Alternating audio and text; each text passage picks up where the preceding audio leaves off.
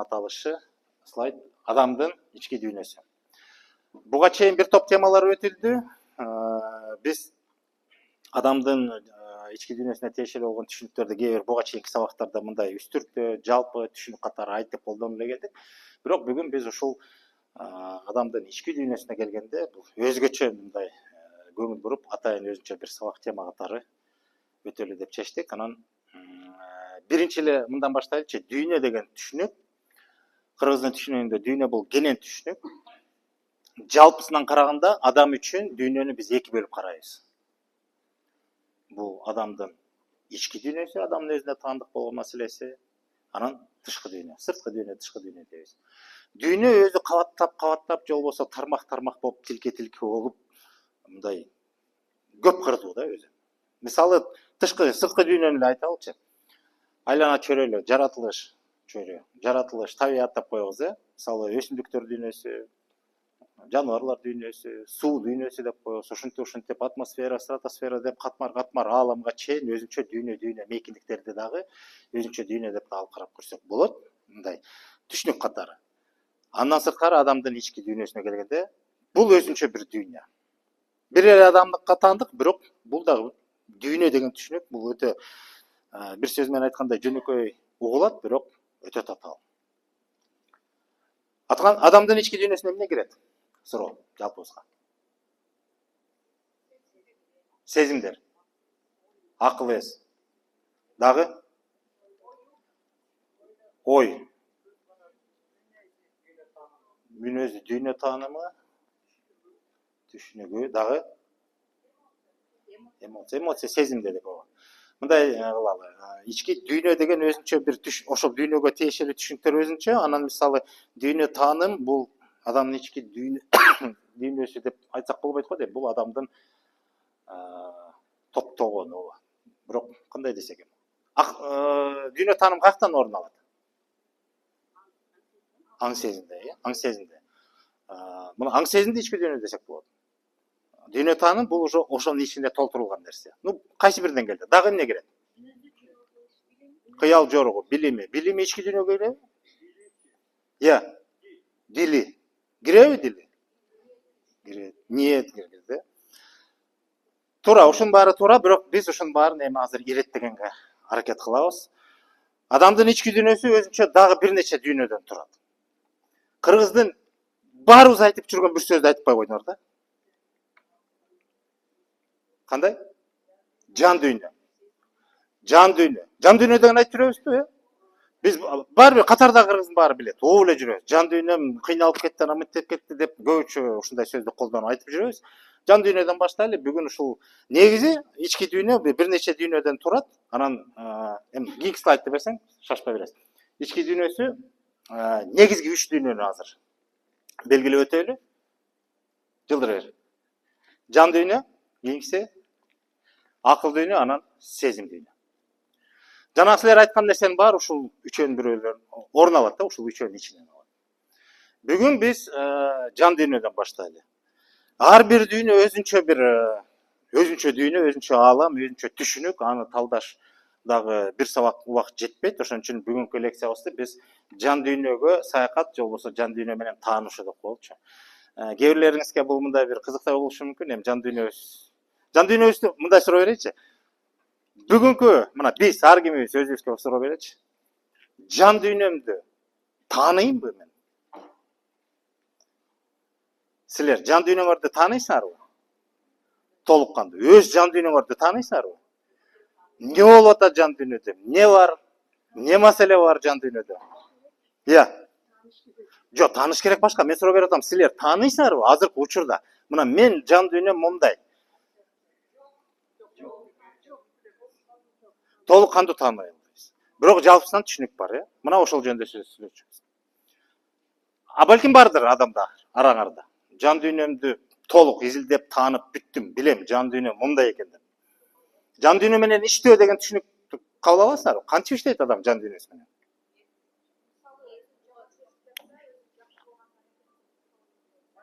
Кантип? Мисалы жаман болуп атканда так мисал айтыңызчы, эмне болуп жаман болуп атат?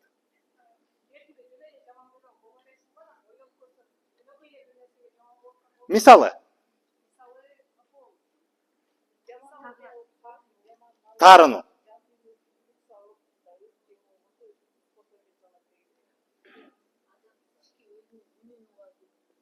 Бул башка. Жок, азыр жанакөй жаман акыбалда анан мында өзүң менен өзүң иштебе дегенде. Мисалы, таарыныч деп коелу.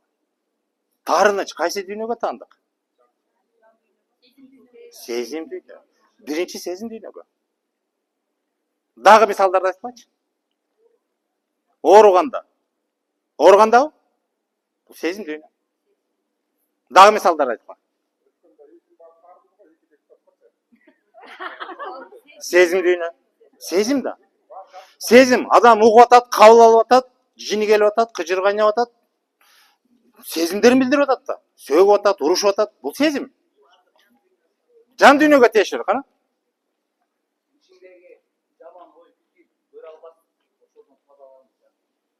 Могу жакындадык. Себеби жаңы элекке айткан таарыныч деги бул деген бул кайсы бир белгилүү шарттарга байланыштуу пайда болгон көрүнүштөр. Жөндөн жөн эмес, мындай болбосо орусча айтканда хронический эмес да, таарыныч. Туруп эле баарына эле таарына бербейт да адам. Бир нерсе окуя болду, дароо ошого карата өзүнүн бир байланышы болду, кайтарым байланыштуу болду, реакция болду, таарына баштады. Бул сезимге байланыштуу. Жан дүйнө бул жанагы, мисалы адам өзү түпкүрүндө деп коелучу, табиятында бир жаманы болсо, анан ошондон арыла албай атса, мына бул жан дүйнөгө байланыштуу. Бирок эми ошону дааналайлы дагы, чечмелейли, эмнеден турат. Дагы кандай мисал айта аласыздар?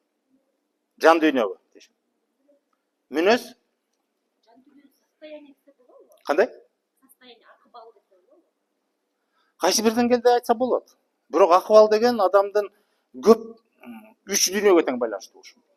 Адамдын акылдары метине да байланыштуу, сезимине да байланыштуу.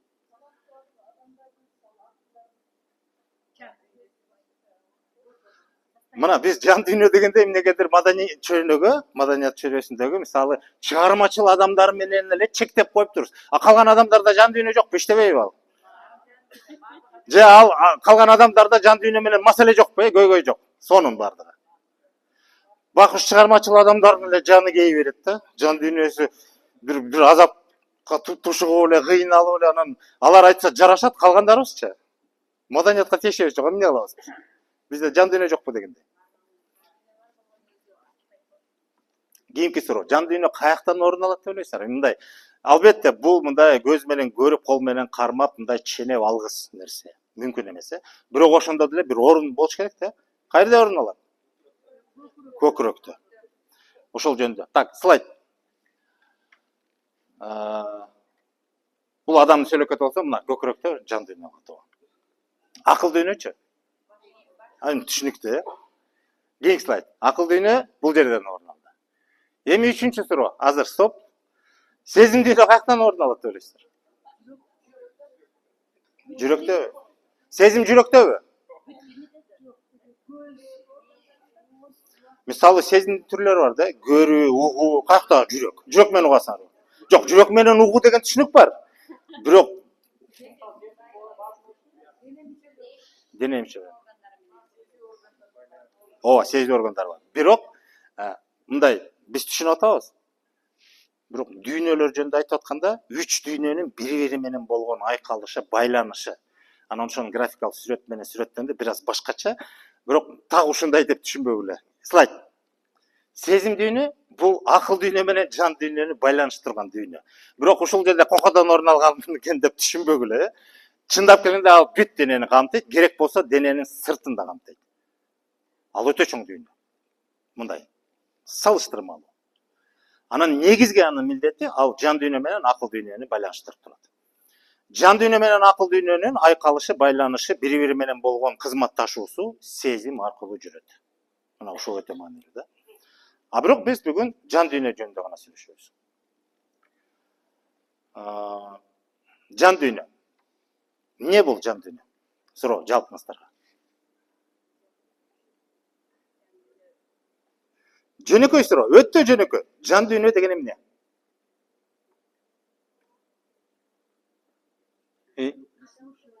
Азыр мына кол көтөрүп жооп берип атат. Адеп аклагы. Анын ичинде болушу мүмкүн, бирок жан дүйнө деген эмне? Дагы жөнөкөйлөтүп. Мен мындай туура эмес деп айтпайм. Дагы жооп кетели. Ошол жан дүйнө. Дагы ал да бар ичинде дагы. Мына жөнөкөйлөшүп жан менен байланышкан же тактайлы.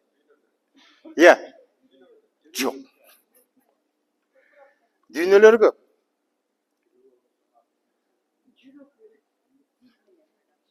Өзү мына карасаңыз, жан дүйнө деген сөздү эмнени түшүнөбүз? Эки сөздүн айкалышынан эле талдагылачы. Жандын орун алган дүйнөсү. Адамда жан кайсы жерде орун алса, ошол дүйнө. Жанга тиешелүү түшүнүктөр. Жан дүйнөдө. Акыл дүйнө дегенде акылга байланыштуу дүйнө. Акыл кайсы жерде болсо, акылга эмне байланышкан түшүнүктөр болсо, ошонун баары бир дүйнөдө кандай орун алып, бири-бири менен кандай кызматташып, же болбосо байланышып, эмне иш кылып атканын, эмне кызмат өтүп атканын десек болот да. Демек, жан дүйнө бул адамдын жаны деген барбы? Мына ошол жан каякта?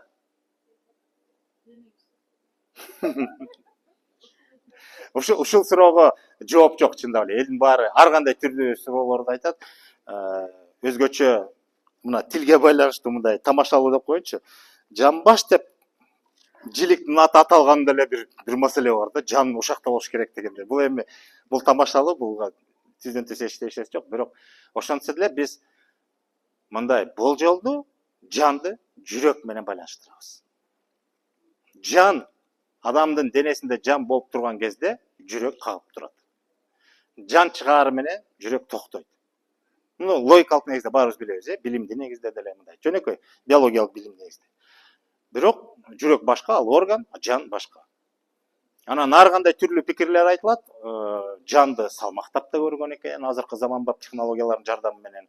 Жаны чыга элек адамдын салмагын, эң мындай так салмагын аныктап, ошол эле адам ошол эле учурда жаны чыгып кеткенден кийин салмагы бир канча граммга азаят экен.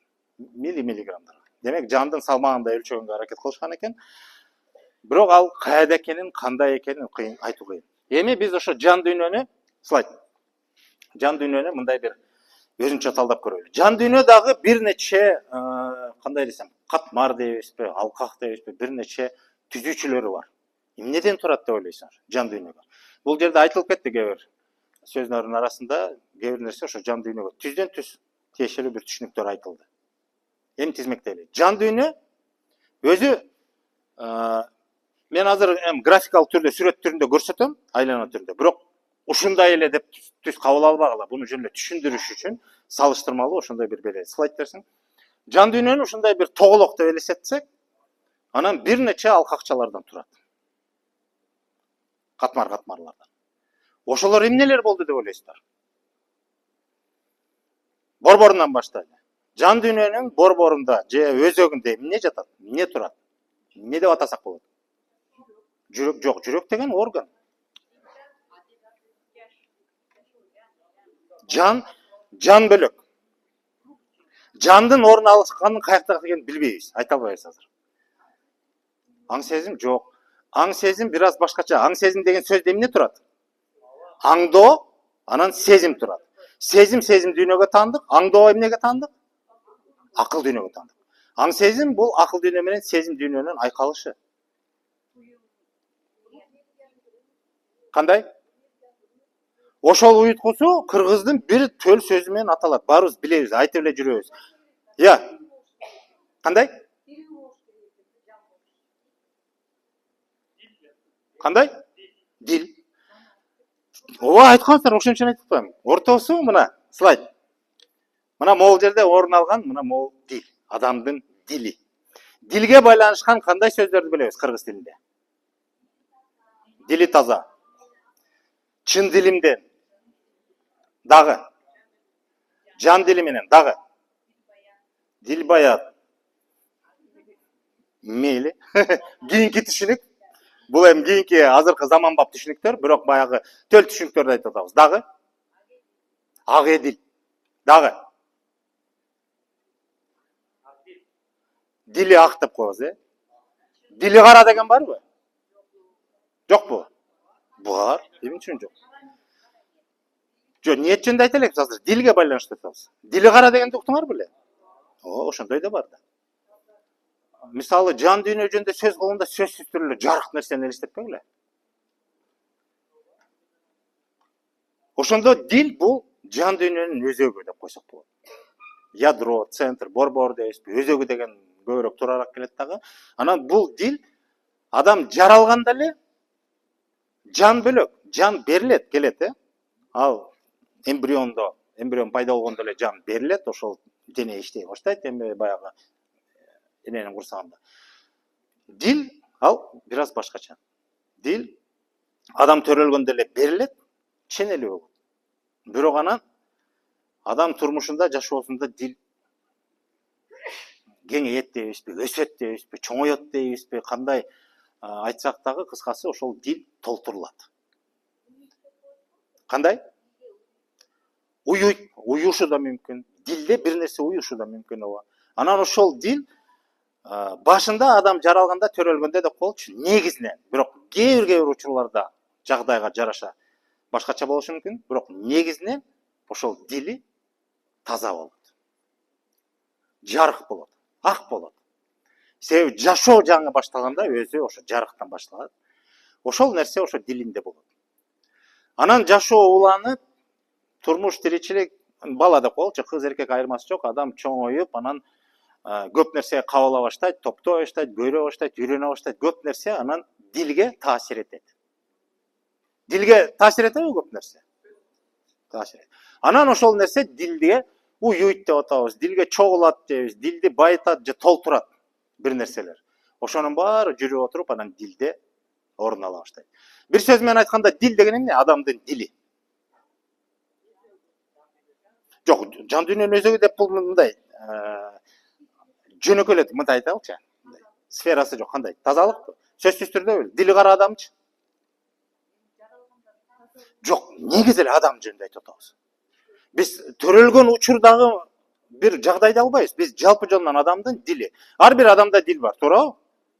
Ошол дил эмне?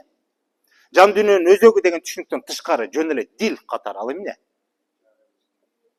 Жарык деп айтпагыла, дили кара адамчы? Жарыкпы? Мен жаңы эле айттым ошону.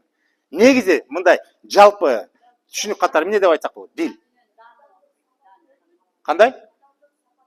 Сапат. Сапат ошонун ичине толтурулат. Бирок сапат деген бөлөкчө түшүнүктүү. Кандай? Кандай? Ниет? Жок, ниетке шашпайбыз. Ниет ал бөлөк. Дил деген ниет эмес. Ички дүйнө бир нече дүйнөдөн турат, ошонун бир түзүүчүсү жан дүйнө болсо, жан дүйнөнүн өзөгүндө дил турат. Бирок ал башкача дагы кандай айтсак болот? Ошол дил деген эмне? Көңүл. Көңүлгө байланыштуу, бирок көңүл эмес. Мисалы, чын дилинен жардам берип атат. Дилин мындай дилгир дегенди угуп жүрөбүзбү? Дилгирлик менен иш кылып атат дейбиз. Дагы эмне байланыштуу сөздөр бар? Дил. Ак эдил деп атабыз. Ак эдил адам. Дер аксакал бул башка түшүнүк. Ал дил эмес. Дилге тиешеси жок. Ушуну мен так кес айта алам. Дер дилге такыр тиешеси жок. Ниет тиешеси бар.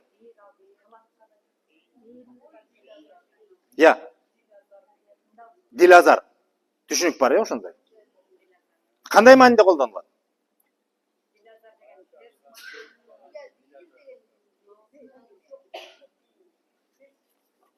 Дилинде жок дегендейби? Ошо дил азар. Жок, тил эмес, дил.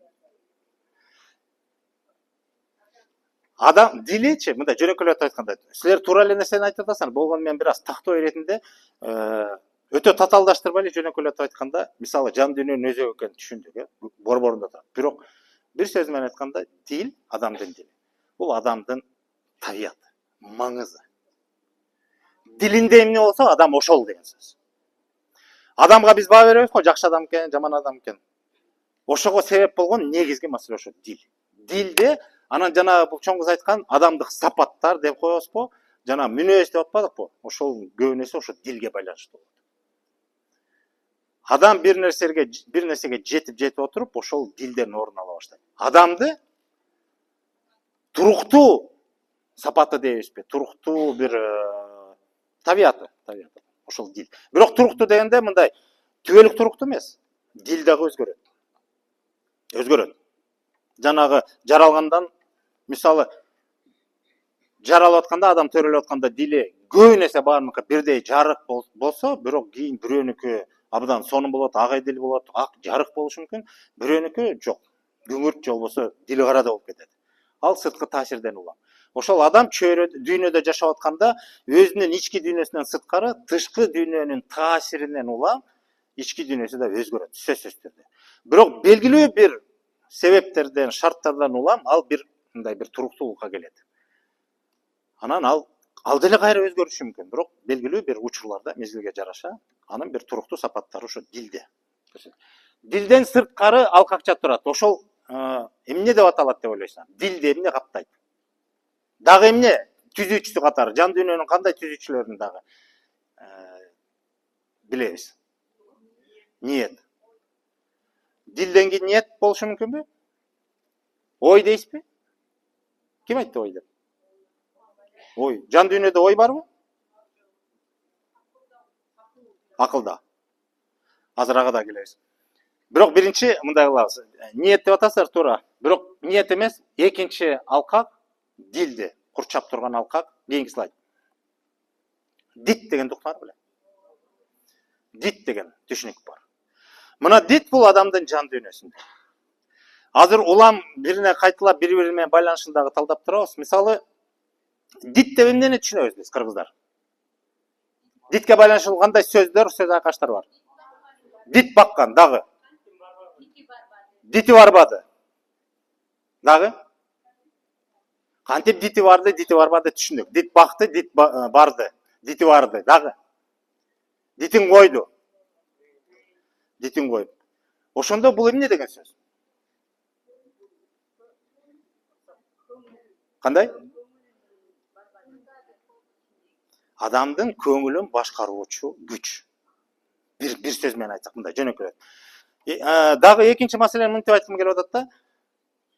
Турмуштук мисал, жашоодогу. Ар кимиңер өзүңөрдү деле эстесеңер болот.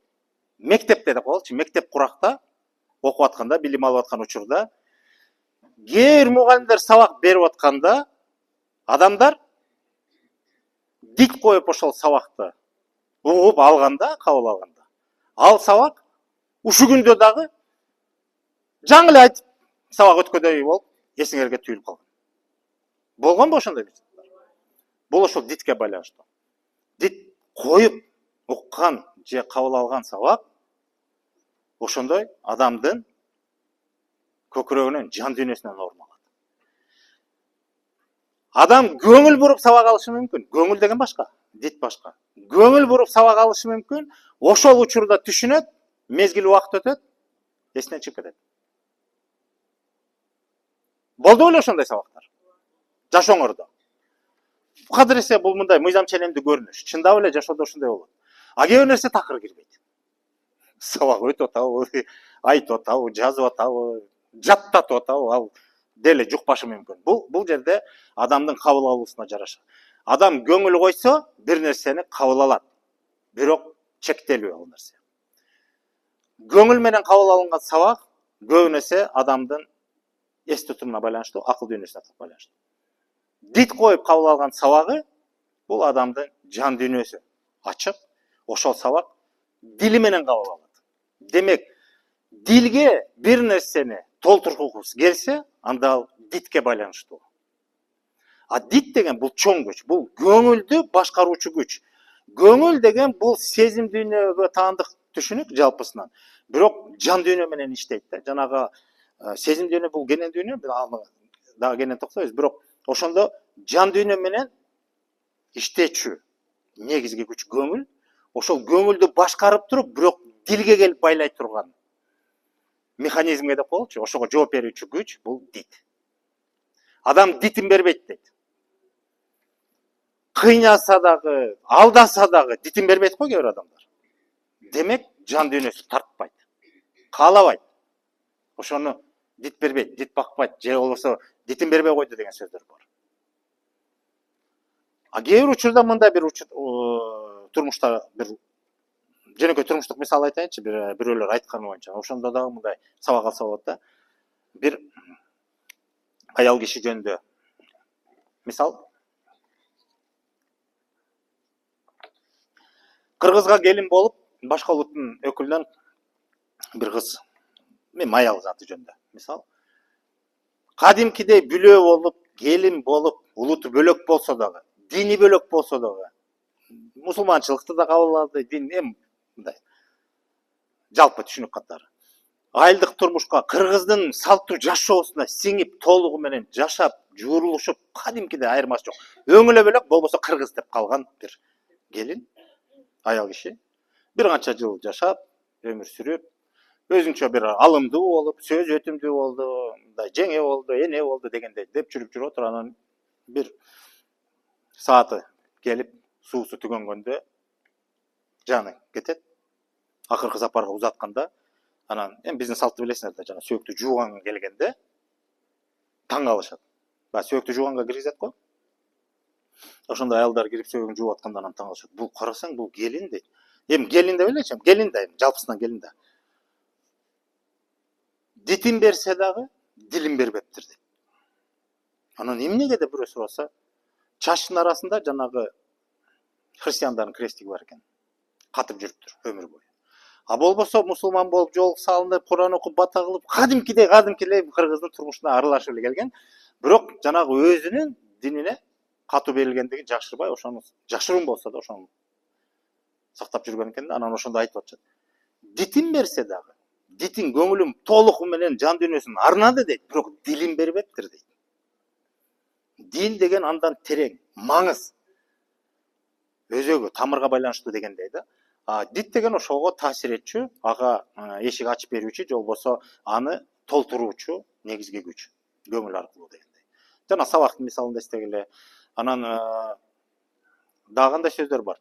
Дит барбай атат деп коебуз го, кээде. Көңүлүбүз чаппайт дегендей. Каалабайбыз. Күчтөсөк дагы, эмне болсок дагы барбайбыз. Себеби эмне? Бир сөз менен айтабыз, же дит барбай атат, же жан дүйнөм каалабай атат деп коебуз. Себеби дилге каршы нерсе болуп атат. Дилиңерде эмне толтурулса, ошого каршы нерсеге ошол дит тосмо болуп турат. Жок, жолотпойт. Бул башка, тигил башка. Экөөнү ажыратып турат. Ошол дит. Эгерде адамдын бир нерсеге карата дити чаппаса, дити барбаса, демек адам жан дүйнөсү жандуу деп коелучу. Адам жан дүйнөсү сезет деген сөз. Кээ бир адамдар, көп адамдар бүгүн жан дүйнөсүн укпай да калган. Дити менен да иши жок, дилди деле түшүнбөйт дегендей. Кийинки алкага эмне болушу мүмкүн? Ниет. Жана айтылып кетти слайд. Бул ниет. Ниет деген эмне? Каалоо. Ниет деген каалоо.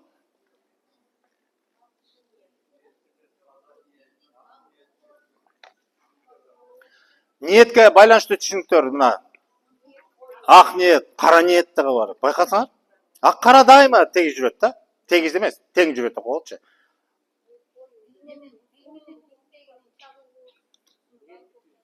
Дил менен диттинби? Дагы башкачараак, дагы кандай? Ниети түз дейбиз. Ооба, дагы? Ниетинен кандай? Ниетинен табабы? Же пейилинен табабы? Пейилден табат го?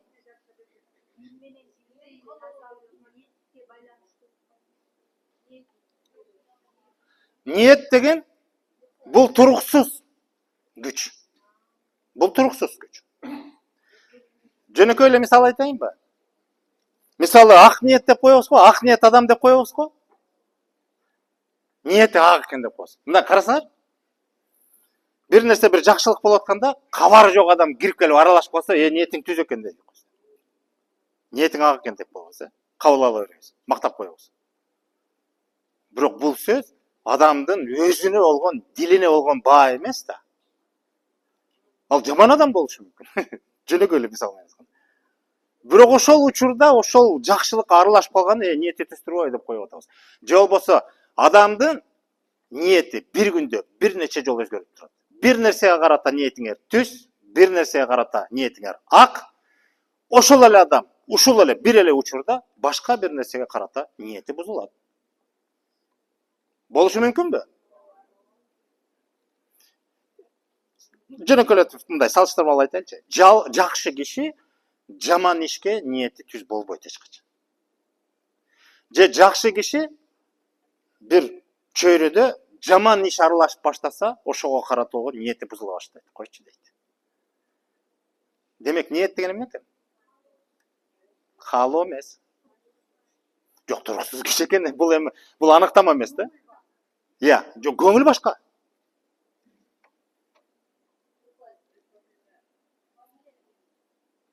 Кандай? Мына жакындадык. Дагы тагыраак айта алайын. Адамдын ниети адамды курчап турган сырткы дүйнөдөгү болгон акыбал, жагдай, окуя, кылыш бир нерсеге ошого карата мамилесинин көрсөткүчү. Маанай башка, ал көңүл. Көңүл сезим дүйнөгө карайт. Бул ниет. Бул адам, мисалычы, маанай деген адам кабагынан эле көрүнөт. Ниет көрүнбөйт. Жаркырап келсе, ниети жакшы экен дебейбиз да. Маңдайы жарык экен деп коебуз. Маанайы көтөрүңкү экен деп коебуз. Ниет башка. Кабагы түйүлүп турса да ниети түз болушу мүмкүн кээ бир адам. Бул адамдын жан дүйнөсүнүн көрсөткүчү да. Кандай акыбалда экен. Бирок эмнеге карата көрсөткүчү? Кайсыл бир маселеге, бир нерсеге, аны курчап турган, сырткы дүйнөгө таандык болгон маселеге карата болгон анын мамилесин билдире турган көрсөткүчү. Ниет. Бир нерсеге карата ниет, адамга ниет, учурга ниет, бир ишке ниет, бир кыймылга, эмнеге болбосун, кызматка ниети кандай? Ошонун көрсөткүчү. Бул мамилеге байланыштуу. Ниет албетте ак ниет, кара ниет, ниети түз, ниети бузулат деген түшүнүктөрдөн улам ошону билебиз. Бул да ошол жан дүйнөгө тиешелүү. Анан 4-үнчү алкага эмне болушу мүмкүн? Айтып эле койдуңар уже баарын жантан бери. Дили, дити бар адамдын, ниети бар, пейили. Пейил деген эмне? Слайд. Пейил. Мүнөз эмес.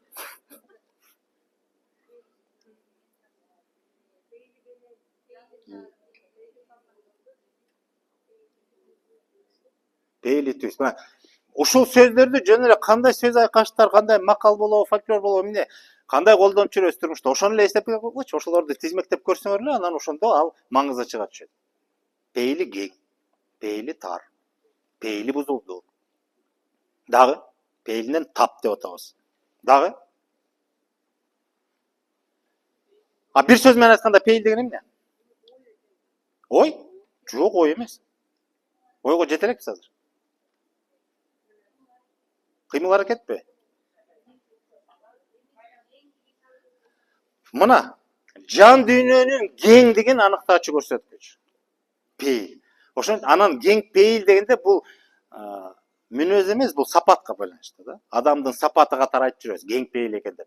Же пейили тар деп коебуз. Бирок ал ошол пейил адамдын жан дүйнөсүнө байланыштуу. Жан дүйнөсүнүн кенендиги. Же болбосо, кенен десек бир эле жактуу айтпайлы, ошол кененби же тарбы, ошол өлчөмүн билдирчү көрсөткүч. Мисалы ошол жан дүйнөсү эмне менен толтурулган. Анан көп нерсе биз мындай туура түшүнүш керек.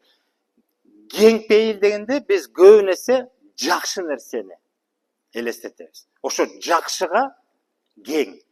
Жакшыны көбүрөөк толтурган адам болсо жан дүйнөсүндө, ошондо кең пейил дейбиз. Эгер жакшысы аз, мындай түз мааниде чоң кичине деп түшүнбөй эле. Кең пейил же пейили тар деген түшүнүк бул ушу пейилге гана тиешелүү нерсе, ал жакшы менен гана түшүндүрүлөт. Жакшысы болсо анда кең пейил, жакшысы кем, аз болсо анда ал пейили тар дегендей.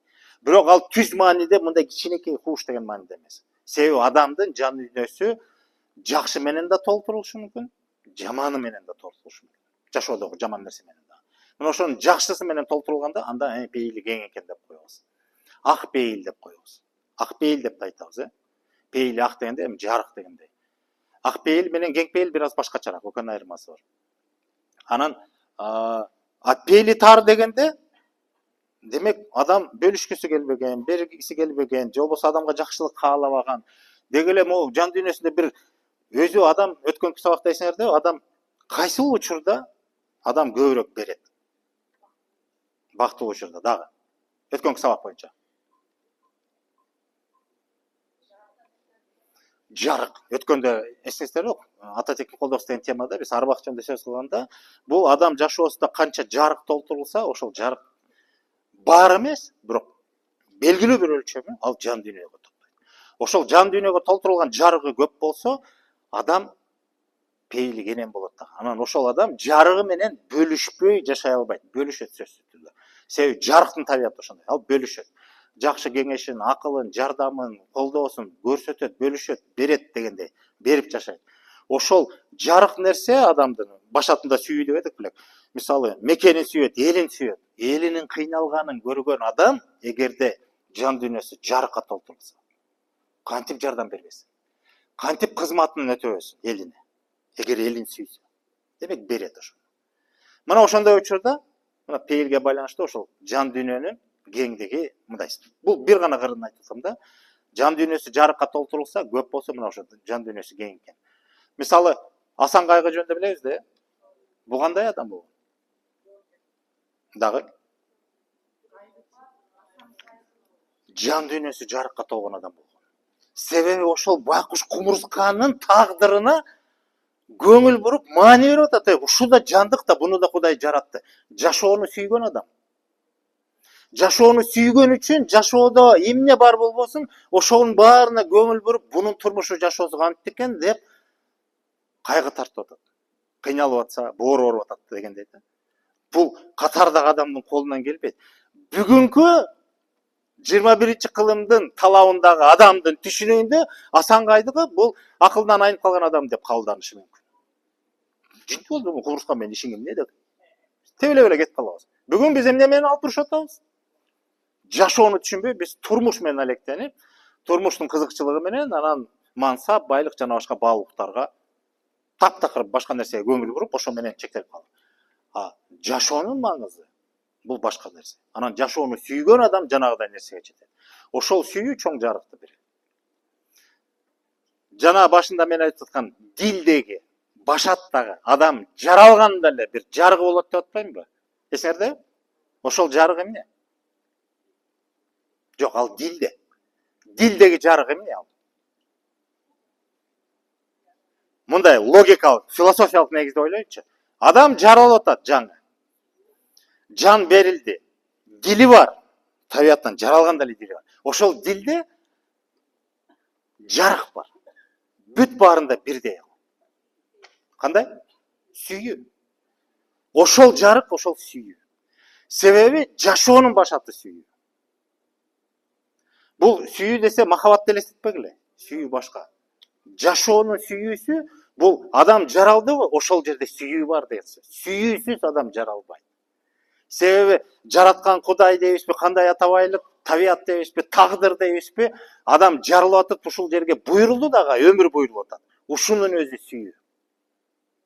Маселе аны чөйрө кандай кабылдайт? Ал башка маселе. Ата энеси кандай кабылдайт? Урук туган, эли журту кандай кабылдайт? Деги эле тегерегинде адамдар кандай кабылдайт, адамзат кандай кабылдайт? Ал башка маселе. Жашоонун эсебинде ал жерде сүйүү жатат. Себеби ал жаңы жашоо келди. Жашоо сүйүү менен көбөйөт. Сүйүү жок жерде жашоо уланбайт. Ошол дилдеги жарык, ошол сүйүү. Маселе ошол жарыкты көбөйтүү эмне менен уланат? Ошол сүйүүгө байланыштуу. Эми жөнөкөй турмуштагы мисал, кичинекей ымыркай балдарыбыз төрөлгөндө мындай мыйзам женемдүү көрүнүшү эми чанда гана болот, мындай адамдык сезими жоктор. Бирок баланы биз жакшы көрөбүз. Эзилебиз. Сүйүүбүздү арнайбызбы? Ошол сүйүүнү бала сезеби? Сезет. Сезгенде дагы мындай жөнөкөй мисалдар бар го. Кандай десем? Эми жаман көрбөгүлө, эркек менен аялды мындай каршы келтирип атат дебейин. Апасы баласы менен күнгө кечке, эртең менен күнү түнү эмизет, тинтет, мынтет, баланы телчитет, тилин чыгарат. Болгонун баарын арнайт берет. Маселе жок. Сүйүү анын ичинде толтура. Бирок атасы эртең менен келет, эртең менен кетет, кечинде бир келет, бир көрүнөт. Эми белгилүү бир учурда. Кээде күн кечке баласын ушинтип бапестеп, энеси сүйүү арнап ушинтип эзилип, жакшы маанинде. Ошентип турса, кечинде атасы жумуштан келсе, бала энесин таштайт да атасына чуркап барат. Тим эле карасаң баккан кишидей деп, анан апаларыбыз тарынат. ошондо дагы бала дагы ошол жан дүйнөсүндөгү дилиндеги ошол сүйүү деген жарык нуру атасында да ошол сезим бар да, сезим аркылуу берилет. Ошону туюп, ошол байланып, ошону кабылдайт. Себеби атасы да баланы жаман көрбөйт. Жакшы көрүүнү сөзсүз түрдө өкүрүп бакырып мен сени жакшы көрөм деп сөз айтуунун кажети жок. Унчукпай эле сүйсө болот дегендей ошол туюлат. Өзгөчө балдар өтө сезимкал болот. Кичинекей балдардын жан дүйнөсү кандай иштейт? Сезими күчтүү болот. Сезим аркылуу түп-түз эле барып дилге тиет. Эмне үчүн? Себеби кичинекей балада дит коюу, ниет, пейил деген түшүнүктөр калыптана элек. Башында дил гана болот, уютку. Жана уютат деген нерсебиз. Ал дилде гана болот, ошол жарык нерсе болот. Бир чымчымдай болсо дагы баарына бирдей өлчөлүү эле болот. Бирок ошону өстөрүп, байытып, күчөтүп кетүү мына бул тагдырдан. Балага түздөн түз тиешеси бар анын чөйрөсү, ата энеси, жакыны, тууган уругу, анан жалпы эле чөйрөсү. Кайсы чөйрөдө жашап атат? Бул социалдык маселелерди камтысак болот. Эгерде мындай бардар жердин баласы деп коебузго, эч муктаждыгы жок, жер калбай, туулган, жаралганынан маселе жок, көйгөй жок жашаса, албетте бул нерсеси абдан жакшы өрчүйт.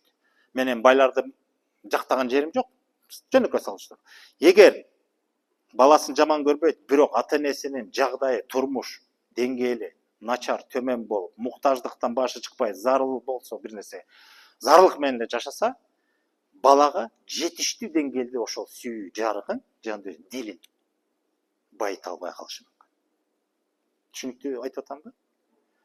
Баланын ошол дилдеги жарыгын өстүрүп көбөйтүү бул ошол сүйүүгө байланыштуу. Ал сүйүү ар кандай нерсе менен берилет, өткөрүлөт, көрсөтүлөт, башка, ал башка тема. Бирок ошол жан дүйнөнү толтуруу маселеси. Анан албетте тарбия маселеси келгенде, бала эмнени көрсө, баягы уясында эмнени көрсө ошканда ошону алат дегендей эле, ошол ата энесинин балага карата болгон мамилесинен улам жүрүп отуруп ошол жарыгы биринчи. Мындай элестетсеңер, логикалык негизде. Жан дүйнө биринчи иретте турат дегенибиз, адам жаралды, төрөлдү, көзү ачылды, кулагы баштады дегенден баштап дили иштейт. Сезими албетте, сезим аркылуу бирок дилине топтолот. Акыл дүйнөсү анча иштебейт. Акыл эс качан келе баштайт балага? Төрөлөр менен келбейт да. Белгилүү бир мөөнөттөн кийин топтоло баштайт. Тили чыгып калгандан кийин, аңдап, түшүнүп, тигини буну ажырата билгенден кийин, анан ошону менен дагы жакшы иштесе, ошондо өнүгө баштайт. Бирөөнүкү тездик менен, бирөөнүкү шашпай. Кээ бир балдардыкы мектепке барганда арың жетилет. Кээ бир балдар мектепке чейин мындай 1 жаш, 2 жашында сайрайт. Сайрайт деген мындай. Акылы жетик боло баштайт. Бул ошол ал башка факторлорго тиешелүү, байланыштуу, бирок ошончо дагы акыл дүйнө кечирээк болот, жан дүйнө дароо иштей баштайт. Төрөлөр менен, көз ачылары менен, кулак угаары менен эле эмне топтолбосун, жан дүйнөгө, дилине барып куюлат. Бала кезинде сүйүү, мээримге бөлөнгөн адам жашоого болгон көз карашы жарыгыраак болот. Көп нерсени жакшы жагынан таанып, тааныбаса да жакшы жагынан кабыл ала баштайт. Жана ишенчектер болот го. Бирдеме нерсеге ишенгенчи. Демек турмушунда бала кезинде мындай бир жаман нерсе эмес, ал жалаң жакшы чөйрөгө курчалган. Жакшы сезимдерге курчалган. Алдап кетүү деген мындай түшүнүгү жок андай. Алдап кетсе болобу деп таң калып атпайбы? Ошо айтты эле ишенип койдум деп. Барбы ошол нерсе? Бул ошого байланыштуу. Бул жерде акыл эмес. Бул адамдын көбүнесе ошо кабылдоосу көңүл аркылуу жан дүйнөсү менен жанагы жан дүйнөм жабыркады деп жанантип көп учурда алданганда бир нерсе болгондо анан ошондой сезим аркылуу кетет да, бирок ошондо жан дүйнөбүз анан ошондо бүттү. Ага болгон ишеним, ал адамды кабылдаган, ага берген бааңар, анын силердин түшүнүүңөрдө даражасы, деңгээли кандай болсо, бир заматта түшүп же жок болуп кетип атпайбы? Мына ошондо жан дүйнөгө түздөн түз таасир этет. Себеби ошону менен жашагансыңар. Анан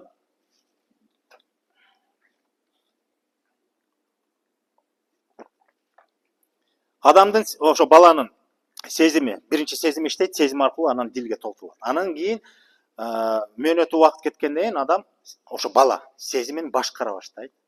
сезим башкара баштаганда анан ошо жан дүйнөсү анан ошо дит күчүнө келе баштайт. Анан ошол көңүлдү бура баштайт жеңил. Башкайсыңар белгилүү бир куракка келгенде баланы кээде жөн эле чакырып койсоң чуркап келчү эле сүйүнүп талпактап өз балдарыбыз эле. Кээде анан ора болобуз. Ой, келчү карап койчу деп укпайт, нөл реакция. Мында дагы бирдеме өзгөрүү боло баштайт демек. Дитин бурбайт, көңүл койбойт дегенде. Мына башка нерсеге алаксый баштайт. Себеби бул мыйзам ченемди көрүш, көргөнүн, укканын, башка таасир алганын баары адамга таасир эте баштайт.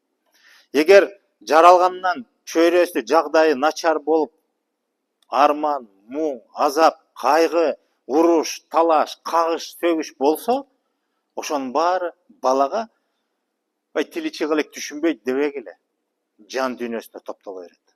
Себеби ал сезим иштеп атат, угуп атат, ал жагымсыз экенин билет, корунат, коркот, бирок ошол нерсе топтоло берет, жашоону ошентип кабылдай баштайт. Ушул турбай, кой, кагат, мындай силкейт экен, анан согот экен, урушат экен, кой деп коруна баштайт адам. Ошонун баары дилге толо баштайт. Демек ошол башындагы жарык, сүйүү деген чоң жарыкты, чоң дебейинчи, ошол жарыкты башка нерсе, караңгы нерсе аны баса баштайт. Ошондой адам анан табиятынан түнтүрөөк болот. Кийин жашоосу оңолгон күндө дагы калыптанганы башка болуп атпайбы? Ошондо кайра жарыкка толтуруп, ишеним арттырып, жашоо жакшы экенин, жыргал экенин, жашоодо сүйүү бар экенин жеткирип түшүндүрүш үчүн бир топ кыйын боло баштайт. Себеби биягы башка нерсе менен толуп калгандагы ошол жарыкты кабыл албайт. Бирок таптакыр кабыл албайт дебегиле. Баягы үмүт эч качан үзүлбөйт деген сөз, эмне үчүн үмүт үзүлбөйт деген сөз. Себеби адамдын кандай адам болбосун, өтө жаман тим эле дили капкара болуп калган адам болгон күндө дагы баштапкы уютку бир тамчыдай болгон жарыгы бар. Ошон үчүн ал тирүү. Үмүт үзүлбөйт деген ошол жарык менен байланыш түзгөнгө мүмкүнчүлүк бар. Өтө кыйын, бирок бар. Жана психологдор деп атпайбызбы? Мына психологдордун сөзүн айтып атам да, адам менен иштегенде, жан дүйнө менен иштегенде. Мына ошол үмүттү жандырыш үчүн ошол баштапкы сүйүү сезимин кайра козгош керек. Ал сүйүү сезими ал кенен түшүнүктүү. Анан ошол адамдын ичине, дилине толуп калган башка кара мындай же болбосо күңүрт нерсенин баарын ичинен иргеп чыгарып туруп, анан ошол жарыкты жандырыш үчүн аны дагы далай мындай бир аракет кылыш керек да. Ошого таасир эткендей жолду табыш үчүн. Мындай элестетип эле катмардан улам өтүп туруп анан жарык менен байланыш түзүш үчүн. Ошол түйүлдүктөгү жарыгын улам кара нерсе каптап өтөт. Салыштырмалуу мисал берметти билесиңер да, табияты. Ал башкачасынан. Ошол жанагы жандык деп коелу, башында бир кум кирет. Бир орусча айтканда инородное тело деп коет, же болбосо сырткары, ал организмге тиешеси жок бир кум деп коелучу, чаң кирет дагы, бирок ошол кум ошол жерде туруп калгандан кийин анан сыртына оролуп жанагы кальций катмар болуп катталып отуруп, анан бермет пайда болот. Бермет бул кальций. Анан бирок ал тим эле жалтырып болуп атпайбы? Анын башаты өзүндө ал чаң кир бир кум да, таш деп койсок болот. Эми мен муну ушундай сымал айтам да, анан ошентип бермет болуп калгыча эмне деген убакыт өтүп атат да, улам ошону каптап атат да.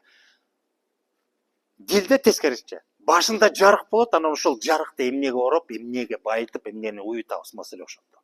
Эгер жаман нерсе аны чулгап отуруп дили, баары бир дил чоңоет, өсөт, көбөйөт дегендейчи, дил эми баягы өлчөлүү нерсесин айтсак, салыштырмалуу. Ал нерсе бир нерсе толот да, бирок жаман нерсе толсо, ошол жарыкка жол жабылып калат. Ошон үчүн дили кара адам менен деле жакшылык жөнүндө сөз сүйлөш өтө кыйын. Өтө кыйын. Бирок кээ бир учурда ошондой жаман адамдар, табияты, дили жаман деп коелучу, дили кара адамдар кээ бир учурда бир жарк этип бир нерсе таасир этет, ошол жарык ойгонот.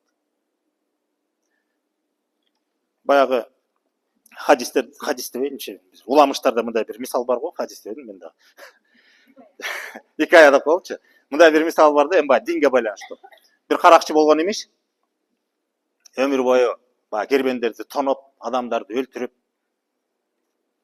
адамдын өмүрү баягы чөптүн башын сындыргандай эле экен да, адамды өлтүрүшчү. Ошондо жүрүп отуруп канча адамды өлтүрдү, анан бир күнү бирөөнү өлтүрүп атканда ошо молдону өлтүрүп койту да. Молдонубу же ишылтындай бир. Анан өлтүрсө ошо неме жанынан бир ошол бир Курандын аятыбы же эмнеси ошол жазууну таап алган эмес экен да. Бул эми хикая да. Анан ошону карап туруп, анан ошондо бир нерсе сестенген шылп ошого аяр мамиле кылып, деп ошону алып коет экен. Анан эмнегедир ошол бир таасир этти дейт да. Анан бир күнү бир молдого барып айтыптыр. Ай мен өмүрүмдө эсептеп көрсөм 99 киши өлтүрүптүрмүн. Мен эми ошол күнөөмдү моюнга алдым. Түшүндүм, мен туура эмес жашап атыптырмын. Бир оңолоюн дедим эле. Эмне кылсам болот десе. Молдосу да кыйраткан. Оңолбойсуң, 99 өлтүргөн киши кантип оңолсун деп койтур да. 99'u кайсы, 100'ü кайсы деп тигине башына кыят экен да. Анан бул эми хикая да. Анан бир мезгил болгондо тиги да өлөт, анан тиги жакка барганда, Кудайдын сотуна келгенде, жанагы молдону, тиги өмүр бою молдолук кылып тим эле укмуш тим эле элдин баарын агарып жүргөн молдону анан Кудай келип туруп аны тозокко айдайт экен да. А тиги каракчыны келип туруп бейишке бөлүштүрөт экен. Анан тиги молдо чыр чыгарат да, ой, Кудай калыстыгың каякта, мен өмүр бою сага кызмат кылып отурсун сен деп айтса, сен өзүң милдетиңди аткаруу жолуң ал туура, бирок эч кабары жок адам бир жолу ошол бир мүмкүнчүлүктү пайдаланып бир агаруу жолуна, оңолуу жолуна түшөм деген адамдын үмүтүн өчүрүп койбодуңбу дейт. Ошол үмүт, ошол баштапкы болгон жарык, ошол жарыкты кайра тутантам, жандырам деген кишинин үмүттү өчүргөнүң үчүн сен тозокко барасың дейт. А бул ошого аракет кылды. Таппай калды, бирок аракет кылды. Ниети жакшы. Өмүрүнүн аягында өмүрүнө баа берип оңолом деген негизде деп туруп аны жакка бейишке орундатыптыр деген эми хикая айтып жүрөт да. Бул ошо үмүт жөнүндө сөз айткым келип атат. Үмүт дайыма бар. Адам тирүүбү? Үмүт бар. Үмүт өчпөйт, үмүт өлбөйт деген сөз адамдын дилине байланыштуу. Адам жаралганда эле ошол баштагы ошол жарык, ошол нерсе. Бул эми кандай иштейт? Бунун иштөө принциби, дил кантип толуп отурат? Бала курактагын айттым, түз алат. Кайсы бир убакыт өткөндөн кийин анан дит иштей баштайт. Дит калканыч катары кээ бир нерсени бөгөт тосот, көңүл бурдурбайт. Дит жабыкпы, же болбосо мындай бөгөт деп коелучу, калкан деп коелу. Калкан тосот да дилине жолотпойт. Бала куракта да болот ошол, байкасаң, бир нерсеге дит тартпай такыр эмне кылса. Кээ бир балдарды чоюп атсаң да бүттү, баш оту менен кирип кетти. Мына азыркы жөнөкөй мисал. Бүгүнкү турмуштагы балдарыбыздын дити эмнеге байланды? Интернет, телефон. Мына силерге мындай жакшынакай мисал. Эмне кылып алаксытсаңар да бербейт. Себеби байланып калды, болду. Көңүлүн ошого байлады да, бүтүн жан дүйнөсүн ошого толтуруп атат. Ошол телефондон эмнени көрсө, ошол нерсе баланын дилине түшүп атат деп ишенип койгула ошол. Жакшы нерсе болсо жакшы, эгер жаман нерсе болсо, анда кийин убакыт мезгил өткөн сайын ал бала менен мамиле куруп сүйлөшүү, бир нерсе кылуу, иш кылуу өтө кыйын болот. Эгер жаман нерсе менен толкулса. Себеби бул ошондой иштейт да. Жан дүйнө. Анан кийин ниет боло баштайт. Адам дили бир нерсеге толуп, бир туруктуулукка жеткен абалда белгилүү бир сапаттар топтолот. Жакшы болсо жакшы сапат, ак көңүл деп коебузбу, жардам, боорукер берет мисалы мындай. Ошондой бир сапатка толсо, ошондо анан адамдын ниети иштей баштайт. Бир нерсеге карата ниети түз болот. Эгер жаманбы жакшыбы мааниси анда эмес. Ишил кыскасы, өзүндөгү жан дүйнөсүндө эмне бар болсо, ошого карата жакын болсо, табияты окшош болсо, ниети ага оң болот, түз болот. Ошол нерсе менен ниети аркылуу дагы ошол байланышты түзүлөт. Адам ошол жагдайга ыктайт. Эгер каршы болсо, анда алыстайт, жолотпойт. Ошентип жан дүйнө иштей баштайт. Сырткы дүйнө менен болгон байланышты айтат. Анан сырткы дүйнөдөн эгерде бирок ушул ниет деген нерсе бала кезде да пайда болот, акыл эси түшүнө электе эле. Бирок ниет көбүнө эсе акыл эс топтангандан кийин иштей баштайт. Себеби адам өзү каалоосу менен деп коелучу, мына каалоого тиешеси кандай? Акыл менен каалайт бир нерсени, бирок ошону жан дүйнөсү да тартса, мына ошол ниет иштей баштайт. Акыл эс калыптана электе ниет иштеши мүмкүн эмес. Ал жерде сезим аркылуу гана иштейт. Ниет деген бул мындай адам өзү бир нерсеге болгон мамилени аңдайт да. Жаман көрүнүш болсо, аны жөн эле жан дүйнөсү түртпөйт. Жан дүйнөсү каалабаса, бирок баары бир адам аңдап туруп, акыл дарамети, билим деңгээли менен ошону аныктап туруп, жок, бул туура эмес экен деп. Кой, мындан алыстайын деп кете баштайт. Бул ниет ошондой, ниети бузулуп атат. Мындай, Ниети бузулду десе жаман маанинде кабыл албагыла. Жаман нерсеге адамдын ниети бузулушу мүмкүн. Жакшыны сакташ үчүн. А биз көбүн эсе жакшы нерсеге адамдын ниети бузулат. Ооба, жакшы нерсеге кандай учурда ниети бузулат адамдын? Эгер ошол жакшы нерсени көрө албаса. Эгер жакшы нерсе ага жакын болбосо, ниети бузулат. Мына ошондой эки тараптуу. Ниет ошентип иштейт. А пейил болсо топтогон нерсеси. Эмнеге байыса, эмнени топтосо, эмнени чогултса, ошо жан дүйнөдө эмне болсо, ошонун эле көрүнүшү да.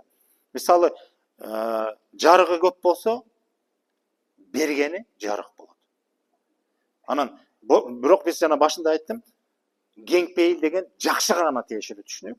Пейили тар деген ошо жакшыга карата, ошо жакшыны бере албайт, жакшылыгы жок да дегендей мааниде да. Бирок баары бир адам берип жашайт. Сөзсүз түрдө берип жашайт. Бербей жашай албайт. Мисалы, жан дүйнөсү жаман нерсеге толгон адам эмне берет? Азап берет. Ал ошо пейилиңдеги нерсе. Жанагы пейилиңден тап деген сөздүн мааниси эмне?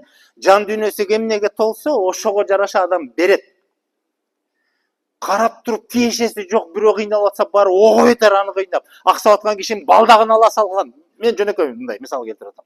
Бул ошол берип атпайбы? Кайра жаманчылыкты кылып атпайбы? Ошол бул анын жан дүйнөсүнүн көрсөткүчү. Ал пейилдин иштеши. Пейил деген берет, адамга бере баштайт. Адам жасаганда пейилде жасайт. Эгер мындай деп коелучу, адам бир нерсени жасап атканда, бир иш, кыймыл жасап атканда, аракет жасап атканда, ал пейилге байланыштуу. Чын пейилимден деп атпайбызбы? Жасадык дегенде. Ошондо мына жан дүйнөм турат, жан дүйнөм менен берилип жасадым, иштедим деген мааниде да. Жаман адам болсо, анын жасаганы жан дүйнөсүнө тиешелүү болсо, ал дагы ошондой пейилден кетет. Анан биз адамга карата болгон жанагы бир эле сөз, пейилиңден тап деген сөз, биз муну тараза сөз же болбосо бир учурда ал бата да болушу мүмкүн, бир учурда каргыш да болушу мүмкүн. Пейилиңден тап деген адам өзүң эмне топтосуң, ошого жараша көргөнүң ошол болсун деген сөз. Адам эмнени берсе, кайра башына ошол келет. Алуу берүү мыйзамы. Мына ошонун баарын байланыштырып атабыз да. Демек, пейил бул адамдын жан дүйнөсүнүн кеңдиги, жакшы мааниде. Жакшы мааниде.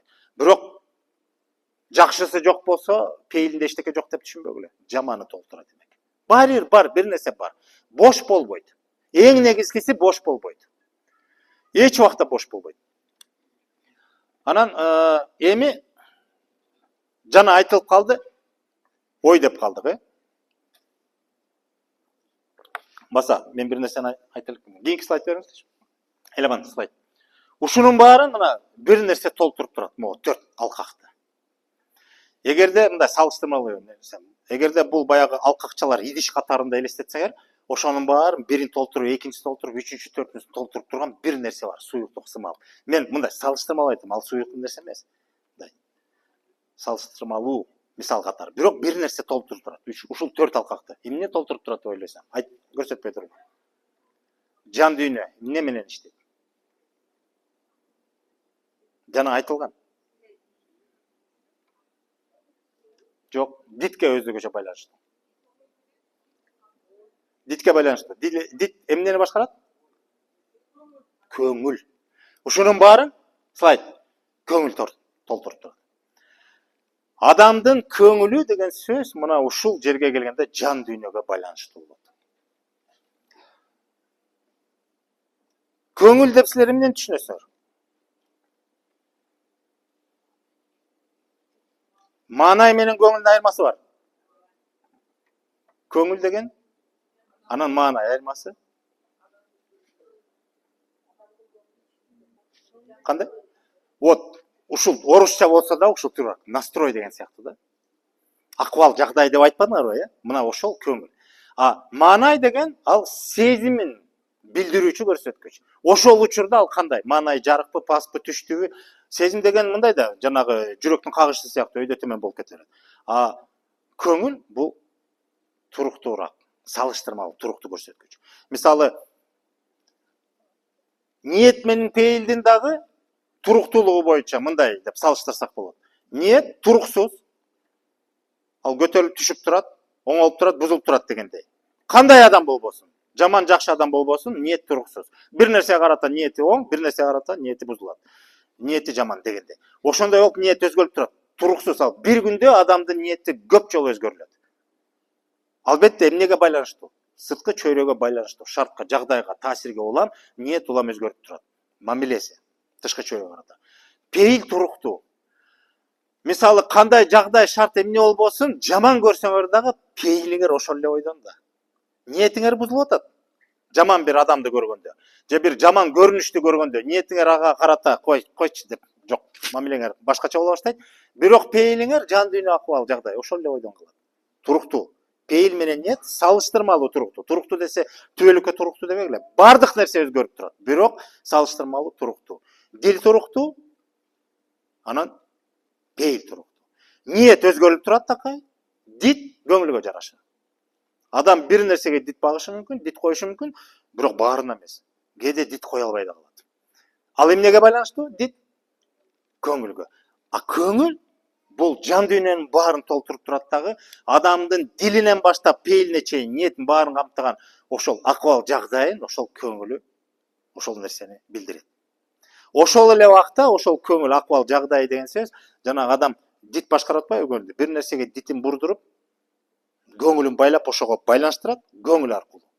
Анан ошол көңүл аркылуу келип аткан нерсе, маалымат, билим эмне болбосун, ошол дит аркылуу анан дилге байланыштырат. Ошондой механизм иштейт да. Ошол көңүл бул ортомчу. Көңүл сезимге да тиешелүү, түздөн түз. Мисалы ошол акыбал жагдайын баары бир ошол сырткы айлана чөйрөнө менен мамиле түзүүдө, ниеттин иштешинде. Ал эмнеге аркылуу? Көрүү, угуу, жыт, даам нерсеге байланыштуу. Мисалы, кээде адамдын тамакка дагы карата ниети өзгөрүп турат. Койчу бу тамакты ичпейм. Мамилеси да. Ниеттесе түп-түз мындай. Биз ниетти дегенчи бир мындай түшүнүк катары кабыл алып калганбыз да, мындай адамдын сөзсүз түрдө аң сезимине байланыштуу мындай кандай десем, ниет кылдым, ниет койдук деп мындай бир салмактуу, маанилүү нерсе менен байланыштуу. Жок, байланышып калганбыз. Ал дагы бар, бирок ниет майдадан да башталат. Ниет көрсөткүч катары. Бул ошол сырткы дүйнөдөгү болуп аткан, сырткы чөйрөдөгү болуп аткан нерсеге карата адамдын мамилесин көрсөткүчү. Анан эми жана айтылып калды, ой деп калдык. Ой жөнүндө сүйлөшөлү. Ой деген эмне? Эң жөнөкөй түшүнүк, бирок аныктама бере албайбыз. Ой деген эмне? Айтып койчу. Кандай? Менин иш аракетинен улам ой пайда болот. Ушундайбы? Ким кошулат ошого? Дагы пикир. Балким ой мээге таасир этпейби? Таасир этеби?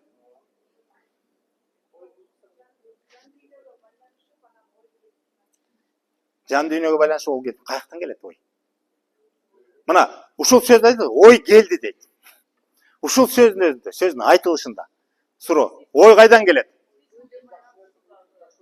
Азыр бирден, кандай? Сезимге байланыштуу.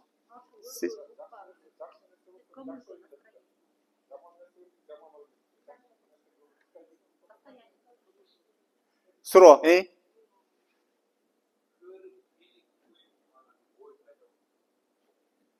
пайда болот.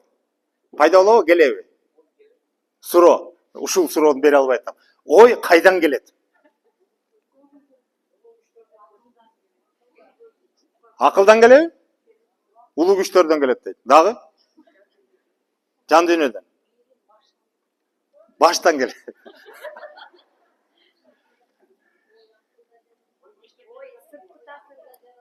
Көрдүңөрбү мындай? Карап турсаң, эми ой дегенди ким билбейт? Баарыбыз билебиз, ойлонбойсуң дейбиз, Бирок ушуга келгенде бир аз бир пикирге келе албай атабыз го, айтыңыз. Туюмдан келеби? Туюм деген бул эмне? Кайсы дүйнөгө таандык? Жан дүйнөгө? Же сезимге? Ооба, туюм деген кенен түшүнүк. Ал жан дүйнөгө таандык, сезимге, акыл дүйнөгө да таандык. Бирок суроо дагы эле ачык. Ой кайдан келет? Акылдан, жан дүйнөдөн. Эки нерсе, ошонун бирөөнө токтололу. Акылданбы? Siz akıldan деп атасыз. Ким жан дүйнөдөн деп айтты? Эмне үчүн жан дүйнөдөн деп ойлойсуз?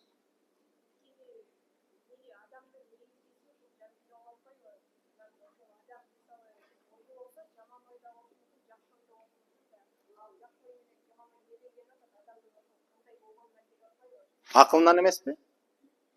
Siz эми жүйөңүздү айтыңыз, эмне үчүн акылдан?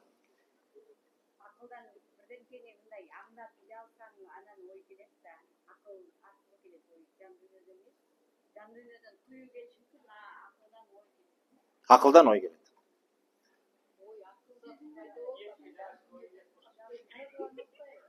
Ой акылдан пайда болот, анан жан үйдөгү эмне кылат?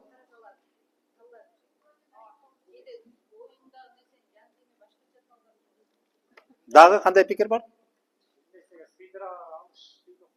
Кыйын, э?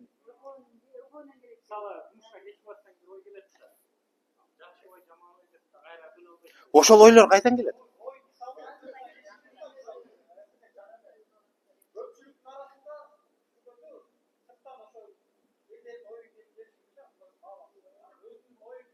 Мындай кылалычы. Сырттан ой келеби же сырттан маалымат келеби бизге? Жок, сырттан кимдин оюн алып атасыз сиз? Мисалы, тактап алалычы. Мен үчүн да кызык болот. Ааламдан?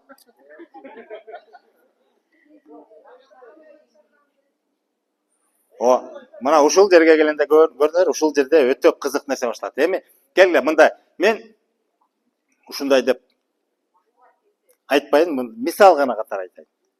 Мисал менен түшүнгөнгө аракет кылалычы. Жана бул кыздын мисалын алам.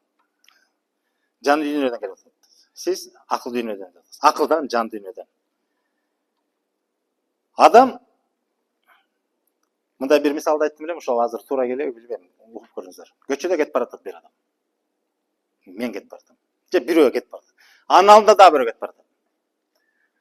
Анан алдыда кетип бараткан адамдын кокусунан, чөнтөгүнөн капчыгы түшүп кетти жерге. Аны байкаган жок. Арттан бараткан адам аны көрдү. Эмне ой кетти? Айтсам ба айтпасам. О. Эми кандай адам ошону келип туруп суроо, кандай адам ошол байкабай калган адамды чакырып туруп айтат, ай капчыгың түшүп калды деп. Кандай адам унчукпай барып туруп аркасына жете барып аны эч кимге көрсөтпөй алып коет. Билимдүү, акылдуу адам болушу мүмкүн. Бирок маселе ошо ниет деген ошо байланыш иштеп атат, көрдү ошону. Бирок ошонун бар тамыры бар, дилге байланат. Дили эмне болсо, эмнеге толтурулса, адам табиятынанчы акылы, билими бар, билет, аңдайт, талдайт, эмне болорун да билет. Мисалы, ушуну алсам, бул өзү туура эмес экенин билет, бирок алат. Буну алсам, бирөө көрсө, анан айтса, анан экөөбүздүн мамилебиз да бузулат, аны да түшүнөт. Башка бирөө айтып, ушул алды эле учукпай койду деп тиешелүү орган деп коелучу, жеткирсе камакка алынышы да мүмкүн, же болбосо мындай бир дагы бир. Ошонун баарын билет, акыл аңдайт. Ошону карабастан адам же алат, же таптакыр туруп, ушуну алайынчы деген ой да келбейт бирөөгө. Кантип алам, койчу, алам. Бунуку да.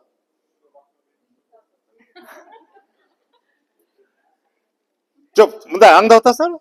Маселе, демек ой адамга негизинен адамдын сырттан келет дегенчи бул чанда гана келет. Болбосо адам ой деген адам өзүнө таандык. Адамга өзүнө таандык. Болгону каяктан булагы? Акылданбы же жан дүйнөдөнбү дегенде негизинен жан дүйнөдөн. Мисалы, башка мисал. Кандайдыр бир жагдайды көргөндө адам мүмкүнчүлүктөн пайдаланып бир нерсе ой келет да, ошол аны кыймылга, аракетке барат, ишке барат. Жаман ишке барышы мүмкүн, жакшы ишке барышы мүмкүн. Ошого акыл эмес көбүнесе жан дүйнөсү жетет. Эгер жан дүйнөсү жарыкка толгон адам болсо, ошол эле мисалды айтпадымбы жанагы? Мисалы мына Асан Кайгы. кумурсканын бутунун сынганын көрүп алып кейип атат да. Эмнеден улам? Ошол жашоону ушунчалык сүйгөн, ошо жан дүйнөсүнө ошол сүйүү ашып ташып, жарыкка толгон үчүн кайдыгер боло албай, ошого боор оруп аткандын өзү, анан кантип ага ой келет, көңүл бурбай, же болбосо аны ого өтөр, эми буту деле жарабай калыптыр, эми тебелеп өлтүрө салсачы. Баары пайдасы жок экен дебейт, андай ой да келбейт. Кой деп туруп, тескерисинче боор оруп атат. Деген сыяктуу, же болбосо уядан түшүп калган балапанды көргөн бала жөнүндө мисал. Бала эмес, киши жөнүндө чоңойш. Бирөө көңүл бурбай кетет. Ой да келбейт эчтеке. Нөл. Бирөө келип туруп уясына салып коет. Бирөө дагы бирдеме кылышы мүмкүн. Ар кандай, бул эмнеге жараша? Акылы мындай түшүнөт, акылына түшүп калыптыр эми. Убактым жок деп шашып кетишим. Бирок кандай иш болуп шашып атса дагы, эгерде жан дүйнөсүндө ушул көрүнүшкө карата болгон ниети түз болсо, ак болсо, алып барып туруп, уясын издеп, колунан келсе уясына салып коет. Анан ошого жараша ой да жете эле атпайбы? Ой ошондой болот. Ой дагы кайра кайтап келейин. Ой деген эмне? Аныктама. Каяктан келерин бир аз мындай түшүнүк ала баштадык. Ой деген эмне өзү?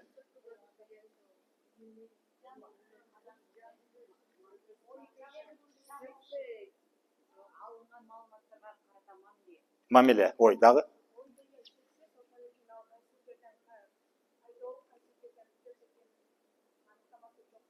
Аныктамасы жок. Аныктама сурап атсам, аныктама жок дейт. Рахмат, дагы. Ой деген эмне? Макул?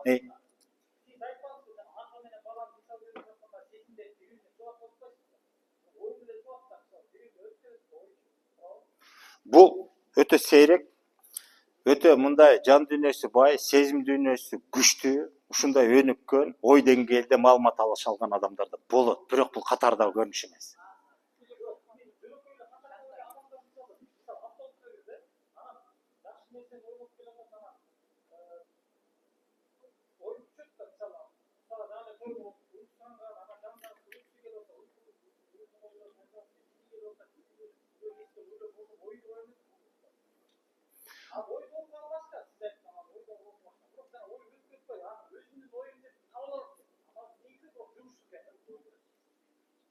Ушундан улам мен макул талашпайм. Айтканыңыз туура, ошол көрүнүш бар. Орду бар жашоодо. Ошондон улам ой деген эмне? Байланыштыруучу күч. Дагы акыл эмес ой. Акыл деген башка да.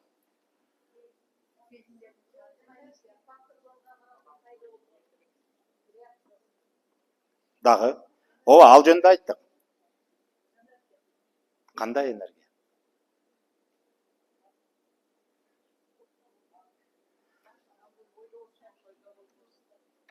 Адам көп күчкө ээ, билесиңерби?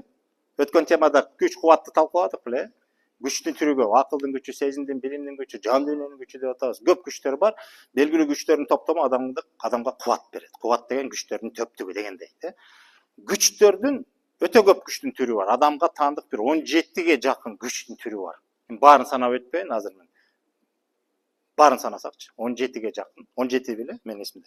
Ошончо күч бар. Эми анын баары бир адамда төп келиши өтө кыйын, мүмкүн эмес. Бир адамда кайсы бир күчү мындай өнүккөн болот, жөндөмдүү болот, же болбосо биринчи орунда болот, өзөктүүсү болушу мүмкүн. Кээ бирлер такыр ал күчтөргө ээ болбошу мүмкүн, бирок адамга таандык күчтөр. Ошол канча күч болбосун, ошонун ичинен бир гана күч бар. Ал өзгөчө. Адамдын баардык күчтөрүнөн бир чоң өзгөчөлүгү менен айырмаланат. Деги эле адамга адамдык сыпаатты, адам зат, адам катары, акыл эстүү адам катары жашоодо анын ордун өзгөчөлөнткөн чоң күч. Ой. Ошол эмне күчү бар ойдун?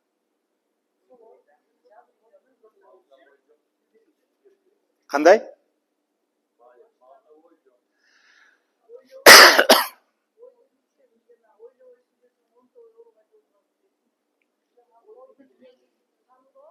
Тандоо жок.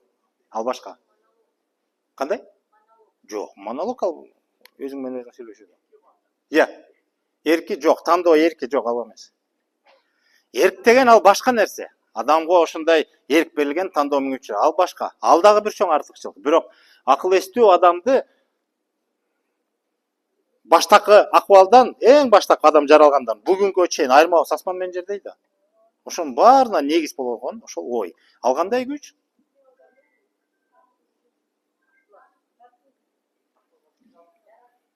Кандай? Жаратуучу күч. Адамга таандык болгон бир гана жаратуу күч бар. Негизи ал ой. Калганы андай дараметке эмес. Ой жаратмандык күч. Адамды эмнеге түрткөн? Кыймылга, өнүгүүгө, өсүүгө баардыгына негиз себеп болгон ой да.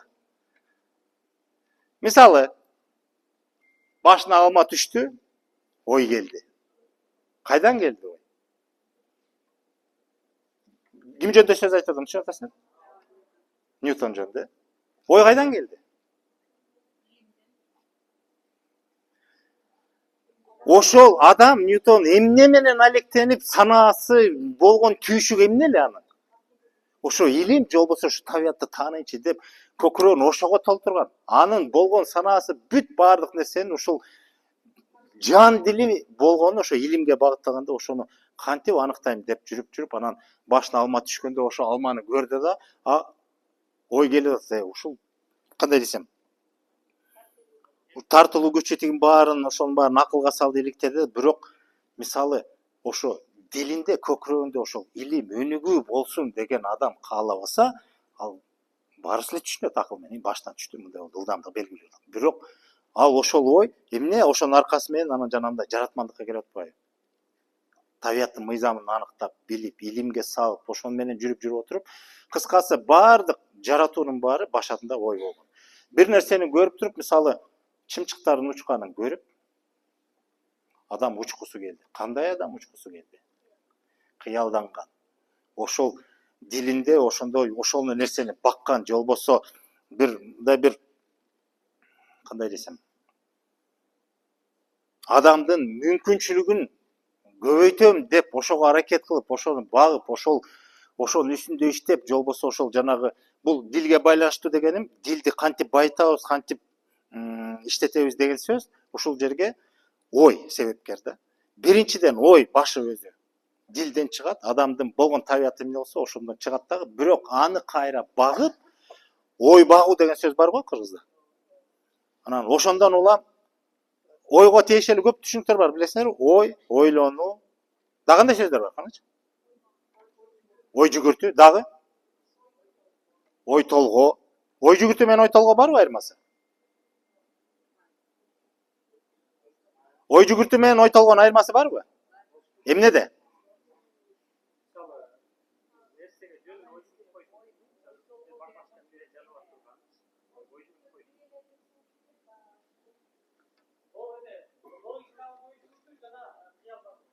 Жок, кыялдануу башка. Ой толгоо менен ой жүгүртүүнүн айырмасы.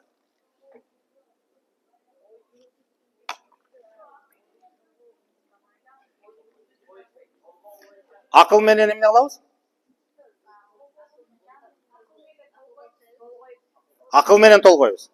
А ой жүгүрткөнүбүз?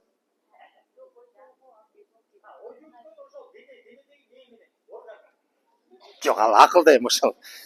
Азыр денеде органдар жөнүндө сөз кылып алайлычы. Акыл менен жан дүйнөнү айтып атабыз. Ой толгоо деген, мисалы башында ой болот, ой эле болот.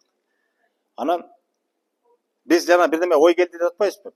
Көп нерсе жашоодо бизге ой жүгүртүү гана болот. Көп нерсе. Бул табигый көрүнүш. Бир нерсени байкадык, көрдүк, дароо ойлор кетип атат. Мисалы, автобуста кетип баратабыз, унаада кетип баратабыз. Машинеде маселе жок. Көчөдөн кетип барат, бирдемени көрдүңөр, сонун экен, мен да ушуну кылсам, мен көптөн бери ушуну ойлонуп аттым эле деп ой жүгүрүп кетип атпайбы? Дароо эле. Мындай, табигый эле түрдө. Бул ошол силердин кайсы бир деңгээлде жан дүйнөңөргө да байланыштуу бир четинен. Акылго ал аны калчап атат, бирок негизинен бул табигый нерсе жан дүйнөңөргө жараша. Эгер силер аны бакпай, аны каалабасаңар, ал көрсөңөр деле андай ой жүгүртүүлөр болбойт. Бир нерсеге карата ой жүгүртүү дароо иштеп кеттиби, демек ал нерсе табигый түрдө силердин жан дүйнөңөр менен болгон байланышы бар да. ой толгоо деген ошол ойду силерден чыккан ойду анан кайда аны акылга салып туруп аны ийилеп, бышыктап, тактап, мөөнөткө салып, өлчөп, салмактап, анан нар жагында эмне болот деп дегенге чейин.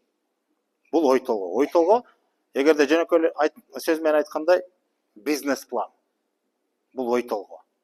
Ой толгоодо бул бардыгы камтылат. Башатынан аягына чейинки жыйынтыгына чейин бул ой толгоо болот. Мисалы үй салам деген адам бир жакшы үйдү көрсө, мен да ошондой үй салсамбы деген ой кетти да, бул ой жүгүртүп эле кетти.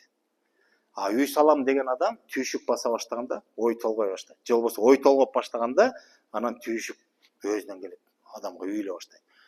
Биринчи жер аныкташым керек, анан муну жер, анан муну кандай, канча кабат, эмнеден баштайм, кайсы материалдан салам, ал канча турат, аны кантип алып келем, ким жардамга келет дегенге чейин тизмектеп атпайсызбы? Бул ой толгоо.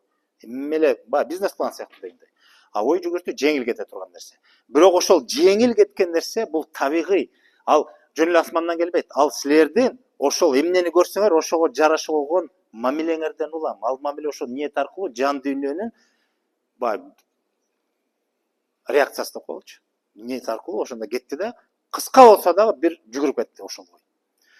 Ошону кармап калып андан ары байытсаңар, анда ошол ойду илеп отуруп, толгоп атып, анан бир өзөктүү ойго айлансак болот.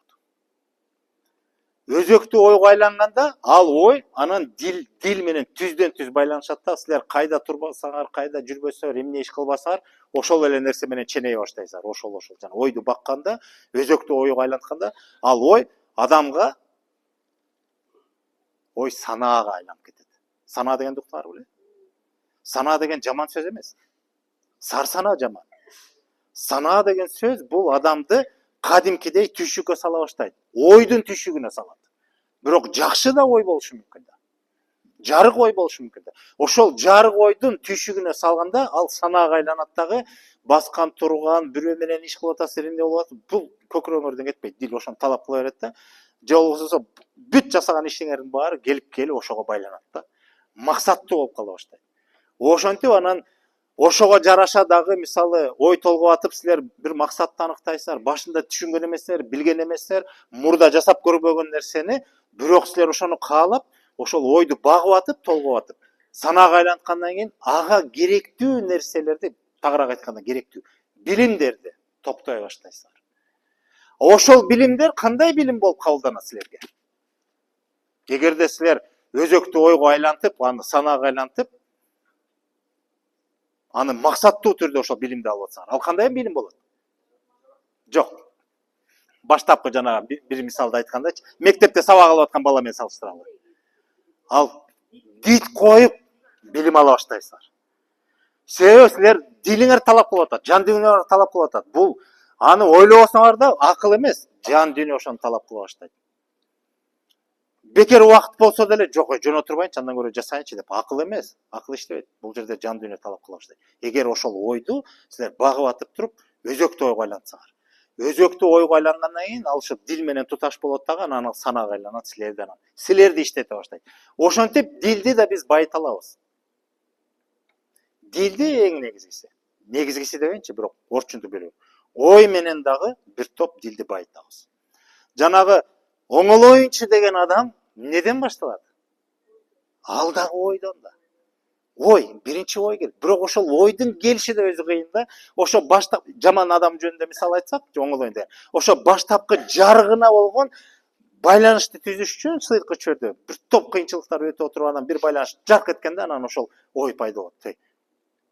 Жетиштүү эмеспи ушу жаманчылыкты жасап койчу бир. Оңолсом эмне болор экен деп башында ошондой эле ой келет. Мен ушундай жакшы адам болсом эмне болот? Койчу деп кайрайын дейт. Бирок ой келип атпайбы? Бул ошол сигнал кетип атат. Жанагы телефон байланышы чыкпайт эмне издеп калабыз го жогору жака. Ошол сымал дилдеги жарык менен ошол чөйрө айланадагы жакшы нерсенин байланышын кармап калган адам ой аркылуу кармайт. Ошол ой адамга мындай бир түрткүч катары же бир нерсени кандай десем, сестендирет дейбизби, же мындай бир негиз болуп берет да, себепкер болот. Анан албетте бул жерде адамдын акыл дүйнөсү да иштеш керек. Акылдын жардамы менен ошол ойду анан багып, ойлонуп, чын эле талдап, анан ой толгоп көрө баштайт. Чын эле бул мындай болсом, жакшы адам болсом, оңолсом, мен могу жаман жорумду таштасам эмне болот? Ал үчүн эмне кылыш керек? Деп анан ой толгоп баштайт да. Жөн эле адам келе албайт. Буга өтө күчтүү, өтө чоң күч керек да, талап кылат. Бирок баары ошондой адамдар. Жашоодо ошондой мисалдар болгон. Ошентип ой толгоп жүрүп отуруп, ошол ойдун күчү менен анан адам өзүнүн дилин кайра агартышы мүмкүн. Жакшы нерсеге толтурушу мүмкүн. Тазарышы мүмкүн. Ошон үчүн ой жаратман күч. Бардык нерсе ойдон башталат. Ошол ой себепкер. Бирок ошол ойдун пайда болуу башаты бул адамдын дилине байланыштуу. Адамдын табияты кандай болсо, ошого жараша гана ой кетет. Бирок кээ бир учурда сырткы таасирден улам ошол табиятындагы эгер караңгы көп болуп, ошо жарыгынын да жарып өтүп туруп, жарыгы менен байланыша турган учурларга кабылса, мына ошол бир чоң мүмкүнчүлүк болот. Адам ошол ойдун аркасы менен анан багып отуруп, анан адам өзүнүн кайра дилин жарыкка толтурушу мүмкүн. Башка учурда сөзсүз түрдө жамандан жакшыга эмес. Негизи адам дилге топтогон жарык деген бул билим болушу мүмкүн. Көптөгөн билимдерди биз мындай дейбиз го. Мындай сөздү уктуңар беле? Акылды айткан акылдуу эмес. Акылды айткан адам акылдуу эмес дейт. Кандай адам акылдуу? Кандай? Ошол акылды колдонгон же акылда турган деп коебуз да. Ошол акыл менен жашаган адам акылдуу. Акылды айтыш ал бир. Мисалы, билим алдык, ошонун акыл экенин туйдук, ушундай болот экен көрсө деп туруп акыл айтышыбыз мүмкүн. Бирок ошол акылды өзүбүз турмушта пайдаланбасак, биз акылдуу эмеспиз. Ошол акылды турмушта пайдаланыш үчүн эмне кылыш керек? Ошол акыл деген нерсе. Же ошол билим жан дүйнөдөн орун алыш керек. Себеби жан дүйнө бул адамдын табияты. Адамдын жашоосу акыл менен эмес. Акылы адамдын жашоосун аныктабайт. Жардам берет. Адамдын жашоосу адамдын кандай жашоого болгон көз караш мамилесин баары анын жан дүйнөсү жооп берет. Себеби анын баскан турганы, сапаты, адамдык сапаттары болгон нерсенин баары ал жан дүйнөгө таандык байланыштуу деп коелучу. Ошого байланыштуу да анан ошол аныктайт адамдын жашоодогу ким экендиги. Акылдуу болуп туруп, бирок айбан болушу мүмкүн. Кечирип коелайм сизди.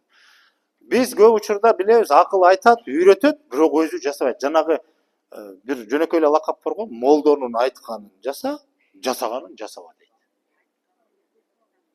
Жок, айтканын жаса дейт. Бирок жасаганын жасаба дейт. Бул да бекеринен эмес да. Демек бул жерде жана акылды айткан адам акылдуу эмес деген сөздү ушул эле экинчи мааниси же экинчи көрүнүшү деп коелучу. Башка мисал менен чечмелеп атам да. Демек ошону акылга, билимге толгонубуз бир жакшы эң сонун. Бирок ошону турмушка ашырып, ошол менен жашоо бул жөн эле акылды билдим деп дароо эле ушундай жашайынчы деп айта албайбыз да. Жөнөкөй эле мисал. Кыргызстанга келип жүрөсүздөр көбүңөр. Көп билим алдыңар. Мүмкүн жаңы билим эместир. Мүмкүн ошол билген эле нерсеңерди башка кырынан аны түшүнүп, талдап, жашоодогордугун анык биле баштадыңар. Билдиңер, чечим өзүңөр үчүн дагы бир толуктап алдыңар. Бирок ошону менен дароо жашап кетүү мүмкүнбү? Ушул эшиктен чыгып барып, болду, мен мындан ары ушул салтты кармап жашайынчы деп. Мүмкүн эмес. Бирок кайсы бир ой келдиби? Ушул жакшы экен. Ушул менен жашасак жакшы болчу да экен деген ой келип атабы мисалы? Анан кээ бирлер ушул ойду багат. Ушуну эмне кылганда, ушуну кандай кылганда ушул жалпы элге кантип жеткиребиз? Жок, кандай болгондо ушинтип жашап калабыз? Эмне мыйзам кылабызбы, эмне кылабыз деп эгер түйшүк тарта баштаса, ой толгоп баштаса, муну кандай кылса жакшы болот экен, мен мондай көрүп атам деген аракеттер болсо, анда ой толгоо кетти. Кээ бир адамдар ушул ойду карманып алып туруп, анан өзөктү ойго айландырып, жашоо бир тең, ушуну менен жашап калат. Дилге түштү. Аны көз жаздым калтыра албайт. Көкүрөктөн орун алды деген сөз. Ошол нерсе. Анан ошол менен жашай баштайт. Ошол көкүрөктөн орун алгандан кийин адам каалабай бул мындай акыл менен аңдабаса дагы, бирок ошону менен жашай баштайт. Кээ бир адамда бул нерсе тездик менен жүрөт, кээ бир адамга өтө жай жетет. Бул адамдын аракетине жараша. Анан албетте бул акыл дүйнөгө тиешелүү адамдын билим дарамети, эс тутум казынасына жараша болот. Мисалы ой келди, жакшы, жан дүйнөдө жарыгы менен байланыш болду, ой келди, бирок ошол ойду багып, ошону ой толгоп атканда, ал билимге байланыштуу да. Башка билими да толтурат. Койчу бул болбойт реально. Бул эмес, бул жашоодо эмес. Буну неберелерибиз көрүшү мүмкүн, азыр эмес, биз үчүн эмес деген адамдар барбы араңарда? Бар да. Арабызда да болчу жалпы. Бүгүнкү муунда. Бир маселени айтсаң, бир улуу максатты, аруу тилекти айтсаң, ой кыргыз болбойт андай, кыргыз ante албайт дейбиз. Эмне үчүн? Маселе ишенимде эмес. Маселе биздин жашоону кабылдоодо калыптанган түшүнүктөрүбүз башка, тигил түшүнүк кошпой атат. Маселе акылда эмес, жан дүйнөдө. Себеби ошондой менен биз жашап көргөн эмеспиз, аны ченеп көргөн эмеспиз. Жан дүйнөдөн орун албагандыктан ал нерсе бизге жат болот дагы. Акыл менен кабыл алсак да болушу мүмкүн, билим катары, маалымат катары болду, бирок андан ары жылбайт. А кээ бир адамда ошол нерсени укканда болду, мен ушуну издеген турбайм, өзү билбейт. Бир нерсени издеп жүргөм, көрсө ушул турбайбы деп тапканда, ошол нерсесин анан карманып туруп, ошол ойду анан бышыра баштайт. Буну анан ошол ой толгоо болот. Ой толгодон өзөктүү ой ойлонот, ой санаага кетет, анан барып көкүрөктөн орун алганда, бүттү, адам ошого жараша анан жашоосу ошол нукка түшө баштайт. Андан ары билими, дарамети күчтүү болсо, ошол нерсени башка чөйрөгө таасир этип жайылта баштайт. Антпесе болбосо адам өзү менен чектелиши мүмкүн. Кандай болгон күндө да адам жан дүйнөсү менен, жан дүйнөсүнүн өзгөрүлүшүн ошондон улам көрсөк болот. Аябай катуу ойго батырып ийдим окшойт. Суроо барбы бул боюнча?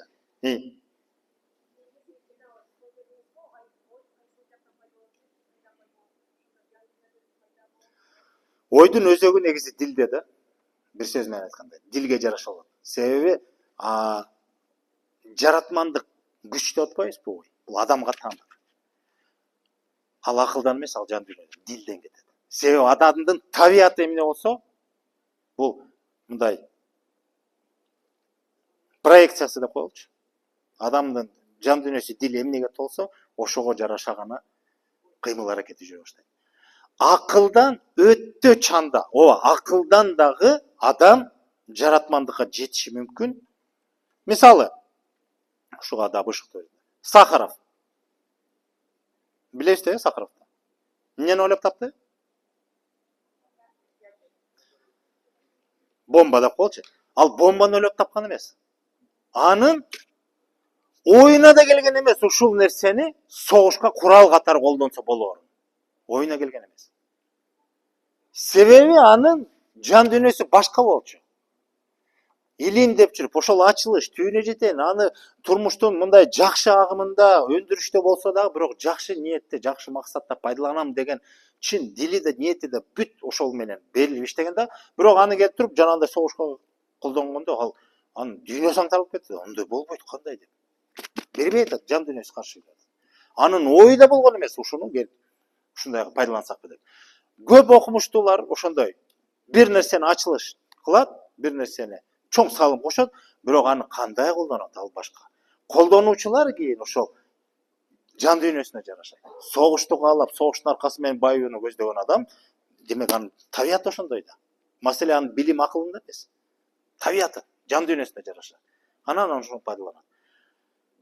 А тескерисинче жан дүйнөсү таза ак болгон адамдар жаман нерсеге пайдалануудан баш тартат. Барбайт ага. Күчтөсөң да бара албайт. Жанагы жөнөкөй эле турмуштук мисалдар кинодон эле көрүп атпайсызбы? Адамды кыйнап, айт, тиги бул деп коркунуч жаратып туруп, анан бир нерсени муктаждап, зордоп барып бир нерсени кыйнап жасап туруп атпайбы? Ошондо да барбай атпайбы дейт. Эмне үчүн? Себеби ошол жан дүйнөсү барбайт. Каалабайт. Аны жасасам, анда мен бүттүм, мен жашоом маңызы ошону менен токтойт деген сөз. Бул жан дүйнөгө байланыштуу, акылга эмес. Акыл бардык нерсени көтөрөт, чыдайт, иштей берет. Жан дүйнө бул жашоонун маңызын ошол менен ченелет. Дагы суроо?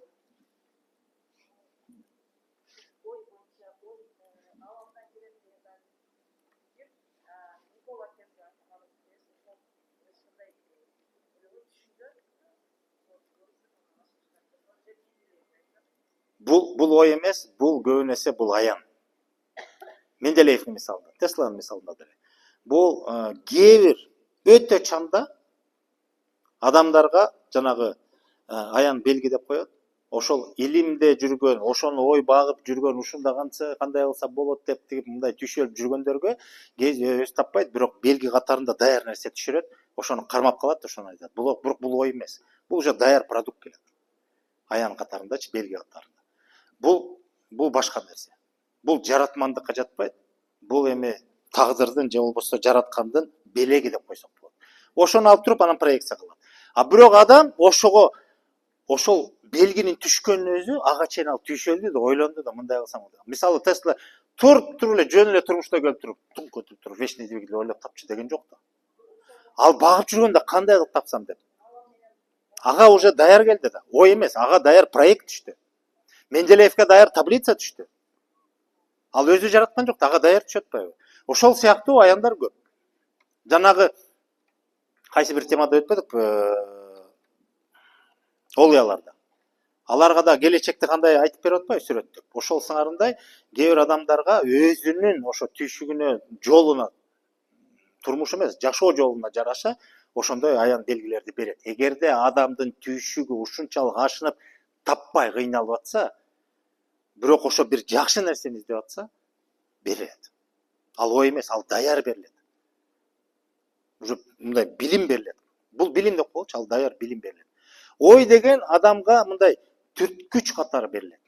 Муну кылсамбы деп. Ошол ойдун аркасы менен адам түйшүк аракет кылып атып, талдап, аныктап, билим алып, топтоп, анан барып жетет. Башында ошол ой болот. Ой жанагы нерсе ал ойго жатпайт. Ал уже даяр нерсе. Дагы? Ооба, ойго байланыштуу, бирок ал ааламдан ой келген жок. Ал ой өзү жараткан ойду. Ошол ойдун аркасы менен жүрүп, ошол белекке жетип атат дейчи. Белек деп коелучу аны. Тагдырдын белеги. Байланышы бар, бирок ой эмес. Ар жактан уже даяр келип атат.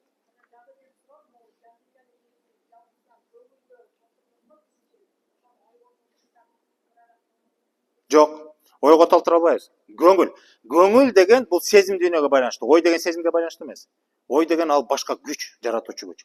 А бул сезим дүйнөгө байланыштуу. Мен азыр ошол кийинки слайдты көрсөтүп коюлуп атат. Элемент слайд которуп койчу. Могул жанагы сезим дүйнө депчи, муну шарттуу түрдө көрсөттүм. Болбосо сезим дүйнө мындай кетет да, жанагы аура сыяктуу алкак, ошол сезим дүйнө деп элестеткиле. Ал бүт дене мүчөнүн бар, анда сырткары нерсени да туят.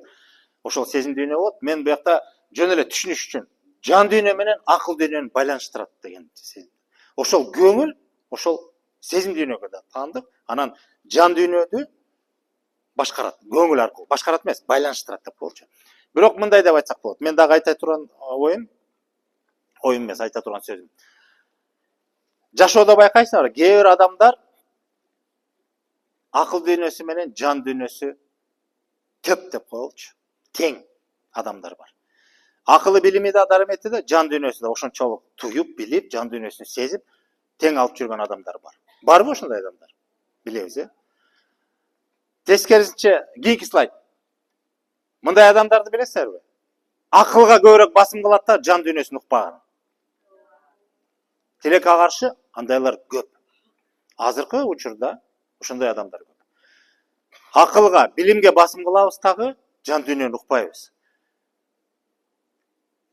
Көп учурда биз ошондон азап да чегебиз. Акыл менен баарын ойлоп эмес, акыл менен иреттеп, баарын тастыктап, аныктап, максат коюп, жетип алып, анан максатка жеткенден кийин, же багынткандан кийин жан дүйнө жыргабайт да.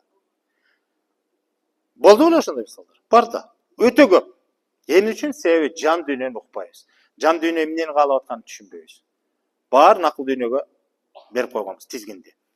Кээ бир адамдар бар, кийинки слайд. Жан дүйнөсү менен жашайт, акыл дүйнөсү артта калган. Бул кандай адамдар?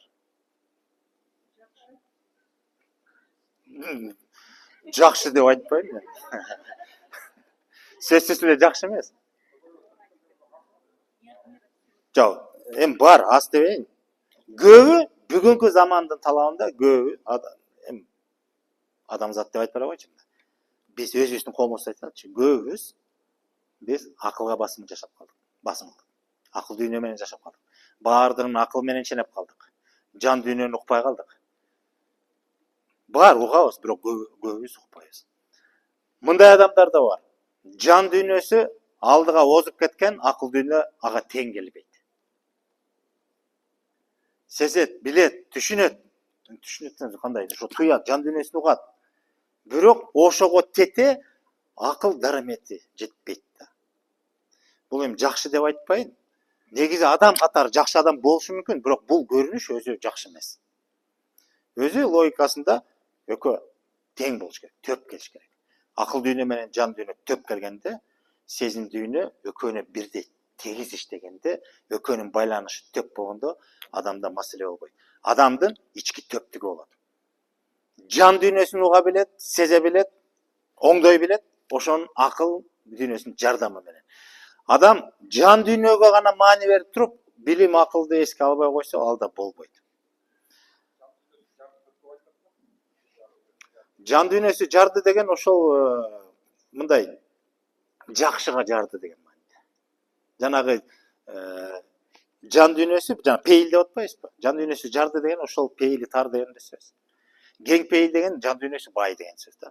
Мындай салыштырмалуу айткандачы. Себеби ошол жан дүйнөсү эмнеге толтурулса, ошону айтабыз да, бай же кедей. Анан бай деген мааниде биз жакшыны гана айтабыз. Кең дегенде да жакшы маанини туюнтабыз. Жан дүйнөсү бай деген сөз бул мындай өтө көп нерсе толгон деген сөз эмес. Жакшысы көп деген сөз. Кең пейил деген деле ошондой мааниде. Жан дүйнөсү жарды дегендечи, эң шерилип бош болуп калган жок. Толтуранын ичинде.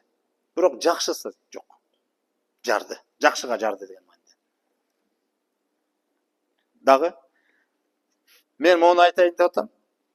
Могу мисалга жан дүйнөсү менен жашап, акыл дүйнөсү артта калган адамдар бул кандай адамдар? Мисалы, туюму, сезими, жан дүйнөсү аябай, мисалы, бир нерсени кабыл алат, ишенчек, ойлонбойт, ой толгобойт, бир билимге, тажрыйбага таянбайт. Көбүнесе эгер жакшы маанинде айтсак, ишенчектер берилип кетип, алданып калып, же болбосо мындай карап туруп жаман экенин түшүнбөйт да, жакшы кылайын деп айтып атат. Бирок ал жаман иш экенин түшүнбөй, ошого аралашып кетип аткандар. Себеби ошончолук билими дарамети жок, түшүнбөйт.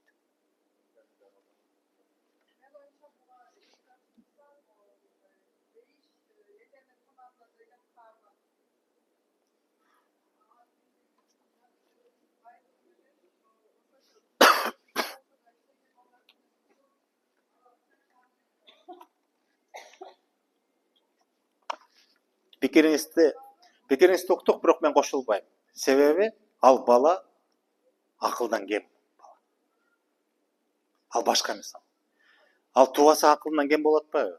Ал жерде акыл дүйнөсү албетте иштебейт. Толук кандуулукка жетпейт. Мен муну айткым келип атат. Акыл эси кем эмес, кадимки эле, жакшы эле. Бирок акыл дүйнөсүн өрчүтпөй, жан дүйнөгө басым кылып, жан дүйнөсү аябай ушундай жакшы, бирок акыл дүйнөсү кем эмес. Кадимки адамдардан айырмасы жок. Бирок ага маани бербейт. Аны менен эсептешпейт. Билимге таянбайт. Ой кандай десем, ой жүгүртпөйт эмес, ой толгобойт, талдабайт, аңдабайт деп коелучу. Мисалы, аң сезими, мына аң сезим деген сөз эмнеден келип атат? Бул аңдоо, акыл дүйнөсү менен сезимге байланыштуу нерсе. Көргөн укканын биз эмне кылабыз? Акылга салып калчагытабыз. Бул аң сезим. Сезим бар, аңдоо. Сезим аркылуу аңдап атабыз, акыл дүйнөнү иштетип атабыз. Ошол акыл дарамети жок, тубаса жок болгондор, жанагы кинонун каарманы, анын аң сезими алсыз. Аңдоо жок анда. Түз мааниде эмне десе ошого ишенип атпайбы? Кандай кылса? Бул жерде кээ бир адамдар акыл эси ордунда эле туруп эле бүт тубаса бар жакшы, бирок ошону иштетпейт. Мисалы, билим алган эмес, толуктаган эмес, окуган эмес, кызыкпайт, китеп окубайт. Жөнөкөй мисал айтайынчы, барбы ошондой адамдар? Бул акыл дүйнөсүн өрчүтпөгөн адамдар. Ушуну түшүнүп калгычы. Бирок ал адам катары жакшы адам. Боорукер, сезимтал, жардам берет чын дилинен. Аябайт эчтекесин. Берешен. Карап туруп мындай бир кылмышкер келип туруп карап туруп ушундай деп бирдеме сураса берип коет. Ой, жардам берчи, жүрчү деп туруп жаман ишке да аралашса да ошону аңдабай туруп барат да. Бар да. Акыл эси ордунда эле адам болушу мүмкүн. Мунун өзү жакшы көрүнүш эмес да. Жакшы адам дегениңиз мен мындай башкача талдап атам да, адам катары жакшы болушу мүмкүн, бирок ал жакшы эмес, жалпы жонунан. Себеби акыл дүйнөсүн иштетпей атат. Акыл дүйнө бул дагы өтө чоң күч. Аң сезимдүү кылып бизди жараткан ошол аң сезим, ошол акылга жарыша аңдоо. Суроо?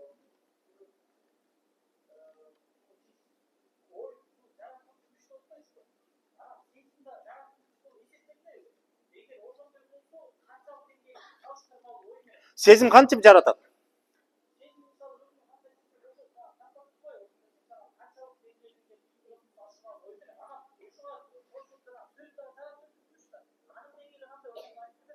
Сөз жаратуучу күч эмес, ой жаратуучу. Сөз деген ойдун ишке ашуусуна кийинки бир кадамы. Башы ойдон кетет. Сөздү дагы сиз жөн сүйлөбөйсүз да. Сөздү ойлонуп туруп сүйлө деп атпайсызбы? Ошол сөздү эмнеге багытталат? Туурабы, туура эмеспи? Аңдап атабыз да. Ошол ойлоп атпайбызбы? Толгоп туруп анан даярданып туруп анан айтып атабыз да. Сөз бул ошол ойдун ишке ашышы деп коелучу. Жаратмандык ошондо. Сөздүн өзү жаратуучу эмес. Сөздүн күчү кубаты бар, таасири бар. А башаты ойдон. Бардык нерсе ойдон. Жок, ойду ойлоо эмес. Ойду кубалап барып, ошол ойдун аркасы менен чоң бир иш кылганда, мына ошол жаратуучу күч. Сурообу бияктан?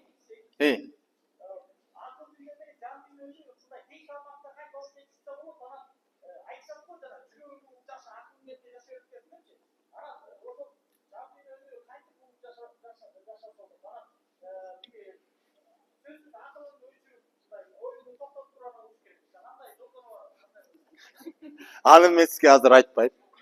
Жолу бар албетте, бирок бүгүнкү сабактан тышкары. Кийинки сабактарда анан кезеги менен акыл дүйнө, анан сезим дүйнө болот. Ошондо айкалышын уламай турабыз. Анан азыр жакшы бир нерсе айттыңыз, эсиме келип атат. Мисалы диндерде кээ бир диндер белгилүү эле дин билесиңер. Мынтип айтат. Акыл бул жаман дейт. Ум это зло дейт.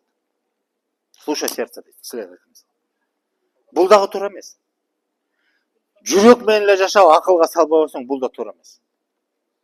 А кыргыздын акылга анан жүрөккө же сезимге болгон мамилеси кандай эле? Кыргыз айтат. Ачуу душман акыл дос деп атабыз. Акылды дос деп атабыз. А кээ бир динде акыл жок. Дагы бир дин айтат. Биякты иштетпей эле кой. Ишеним болсо эле болду. Бул да туура эмес. Ишеним болуш керек. Бирок акыл болбосо, ал ишенимиңдин пайдасы канчалык? Чектеп атпайбы? Тең болуш керек. Төптүктө болуш керек. Ооба. Ушунун өзү туура эмес да. Мына ошол мына могуну жаратат. Акылды иштетпей, жан дүйнө менен иштет. Ооба, ишеним бар, таза, сезимдер бар. Ниетиң, пейилиң, маселе жок. Бирок акыл иштебесе, адам өнүкпөйт. Чектелип калат. Жашоонун маңызын түшүнбөй калат. Себеби ал төптүккө жеткен жок. Жашоонун төптүгүнө же болбосо адам өзүнүн ички дүйнөсүнүн төптүгүнө жеткенде, адам толук кандуу адам болот. Жыйынтыгында ушуну айткым келип атат. Ушул үч дүйнө төптүктө болгондо гана адам жашоонун маңызын түшүнөт дагы, жашоодо бир нерсеге жетиши мүмкүн. Же болбосо жашоонун мыйзамы боюнча бул адам өсөт, өнүгөт. Төптүккө жетпесе, кем болсо, анда адам өспөйт. Себеби ички төптүгү жок адам жашоонун маңызын түшүнбөй калат. Чектелип калат.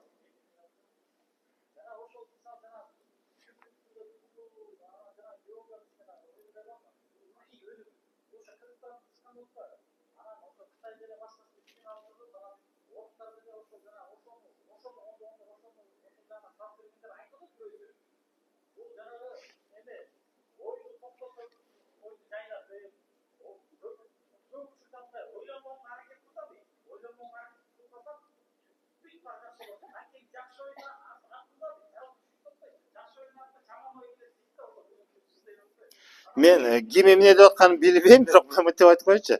Жанагы чакырып кетет жана оюңуздан кайтсаңыз. Бүт баары Кыргыздан тараган деген бул дагы мындай ашкере да. Ооба, Кыргызда болгон, бирок бизден эле тарады, анан биз кыйынбыз, калган бизден өнүктү. Мен ушул ойго макул эмесмин. Бунун өзү бир аз туура эмес багыт берет. Кыргызда болгон, бул түшүнүктөр болгон, бул билимдер болгон, бирок бизден тарады, ал чоң суроо. Ал bizde dagı, başka elde de boluşu толук ыктымал. Бири-бирине байланышы жок болушу да бул ыктымал. Бирок алда да бар, bizde de var. Маселе bizde болгон эмес, bizde бар, силер окугула, үйрөнгүлө, bizde жетелеп кетип атпайбы? Мына ошондо маселе. Bizde бар, болгон, бул билимдер бар, тажрыйба бар bizde. Биз билебиз, ошол эле акылга карата болгон, жан дүйнөгө карата болгон, дилге карата болгон нерсенин баарын төптүгүнө жеткен. Анан мен бир нерсени айткан жокмун, акыл менен жан дүйнөнүн гана төптүгүн айтып атабыз. Бирок сезим дүйнө дагы бар дагы. Мерес адамдар да бар. Акылы тунук, сезими нөл. Бул дагы жакшы эмес. Сезим болуш керек. Демек, үчөөнүн төптүгүнө жетиш керек. А экөөнүн байланышын сезим дүйнө аркылуу болуп атат, бирок кээ бир адамда сезими өчүп калса, ал экөөнүн байланышында такыр жүрбөй калат. Анан эмнесине басым кылса, ошонусу артыкчылык болуп, ошол жетелейт адамды. Демек, сезим дагы өтө маанилүү. Үчөөнүн төптүгүнө келиш өтө маанилүү. Максат ошол болуш керек. Эч убакта бир жагына басым кылып, бирөөнү унутуп калбашыбыз керек да. Мына бул адамдын ички дүйнөсү, бул эң мындай бир өзүнчө бир чоң керемет да, өзүнчө. Муну адам өзү ойлоп таппайт, акылыбыз да жетпейт, бизди ушинтип жараткан. Бирок биз өзүбүздү таанууда ушул үч дүйнөнү ордун аныктап, бири-бири менен айкалышын, иштешин билип, бири-бирин толуктап кантип, биринин аркасы менен экинчиси кантип өзгөрүлүп, же толукталып, же байышын билгенден кийин ушул төптүккө жетсек, мына эң сонунда. Ошондо биз жашоонун маңызына жетип өстүүдө болобуз. Бүгүнкү жашоодо биз көп нерсе слайдты берсең артка, жана акыл дүйнөгө басым кылып атабыз. Мен ошого чакырып кетет элем. Жан дүйнөнү уга билели, жан дүйнөнү тааныйлы. Кээ бир адамдар акылы менен билимине таянып көп максат коет, багыт, көп ийгиликке жетет, деңгээли көтөрүлөт, аброй топтойт, кадыр барктуу болот. Баарына жетет. Элдин көбү көрүп суктанат, сага эмне жетпейт дейт. Ал бактысыз баркуш. Эмне үчүн? Себеби жан дүйнөсү башка нерсени талап кылып атат. Же талап кылганын да түшүнбөйт балким. Бирок жыргабайт да. Жан дүйнөсү такыр мындай рахат алып келбейт ал нерсе. Демек, анын мүмкүн. Баары бир жан дүйнө менин түшүнүмдө мындай биринчи орунду дейбизби, же мындай маанилүүрөөк го. Биринчи кезекте жан дүйнөнү угуш керек. Себеби жан деп атабыз. Адам биз тирүү жанбыз. Акыл экинчи маселе. Өзү табиятынан да адам жаралганда эле жан менен жаралабыз. Акыл кийинчерээк келет. Кийин топтолот. Ошон үчүн басымды ошо жанга коюшубуз керек да, жан дүйнөгө басым коюшубуз керек. Ошол жан дүйнөбүздү уга билсек, бирок аны менен жан деп атып эле анан акылды четке кагып таштабайлы. Жана кээ бир диндер таңуулагандай. Ошон үчүн төптүккө жетишибиз керек. Азыр биз тилекке каршы акыл дүйнөгө эле басым кылып калдык да, жан дүйнөнү уктатып койдук. Ошон үчүн баарыңыздарга кааларым, же болбосо эми кеңешим дебейин, сунушум дейинби, же кааларым ушул жан дүйнөбүздү уга билели, тааный билели. Ушу менен жыйынтыктайлы. Туура көрсө.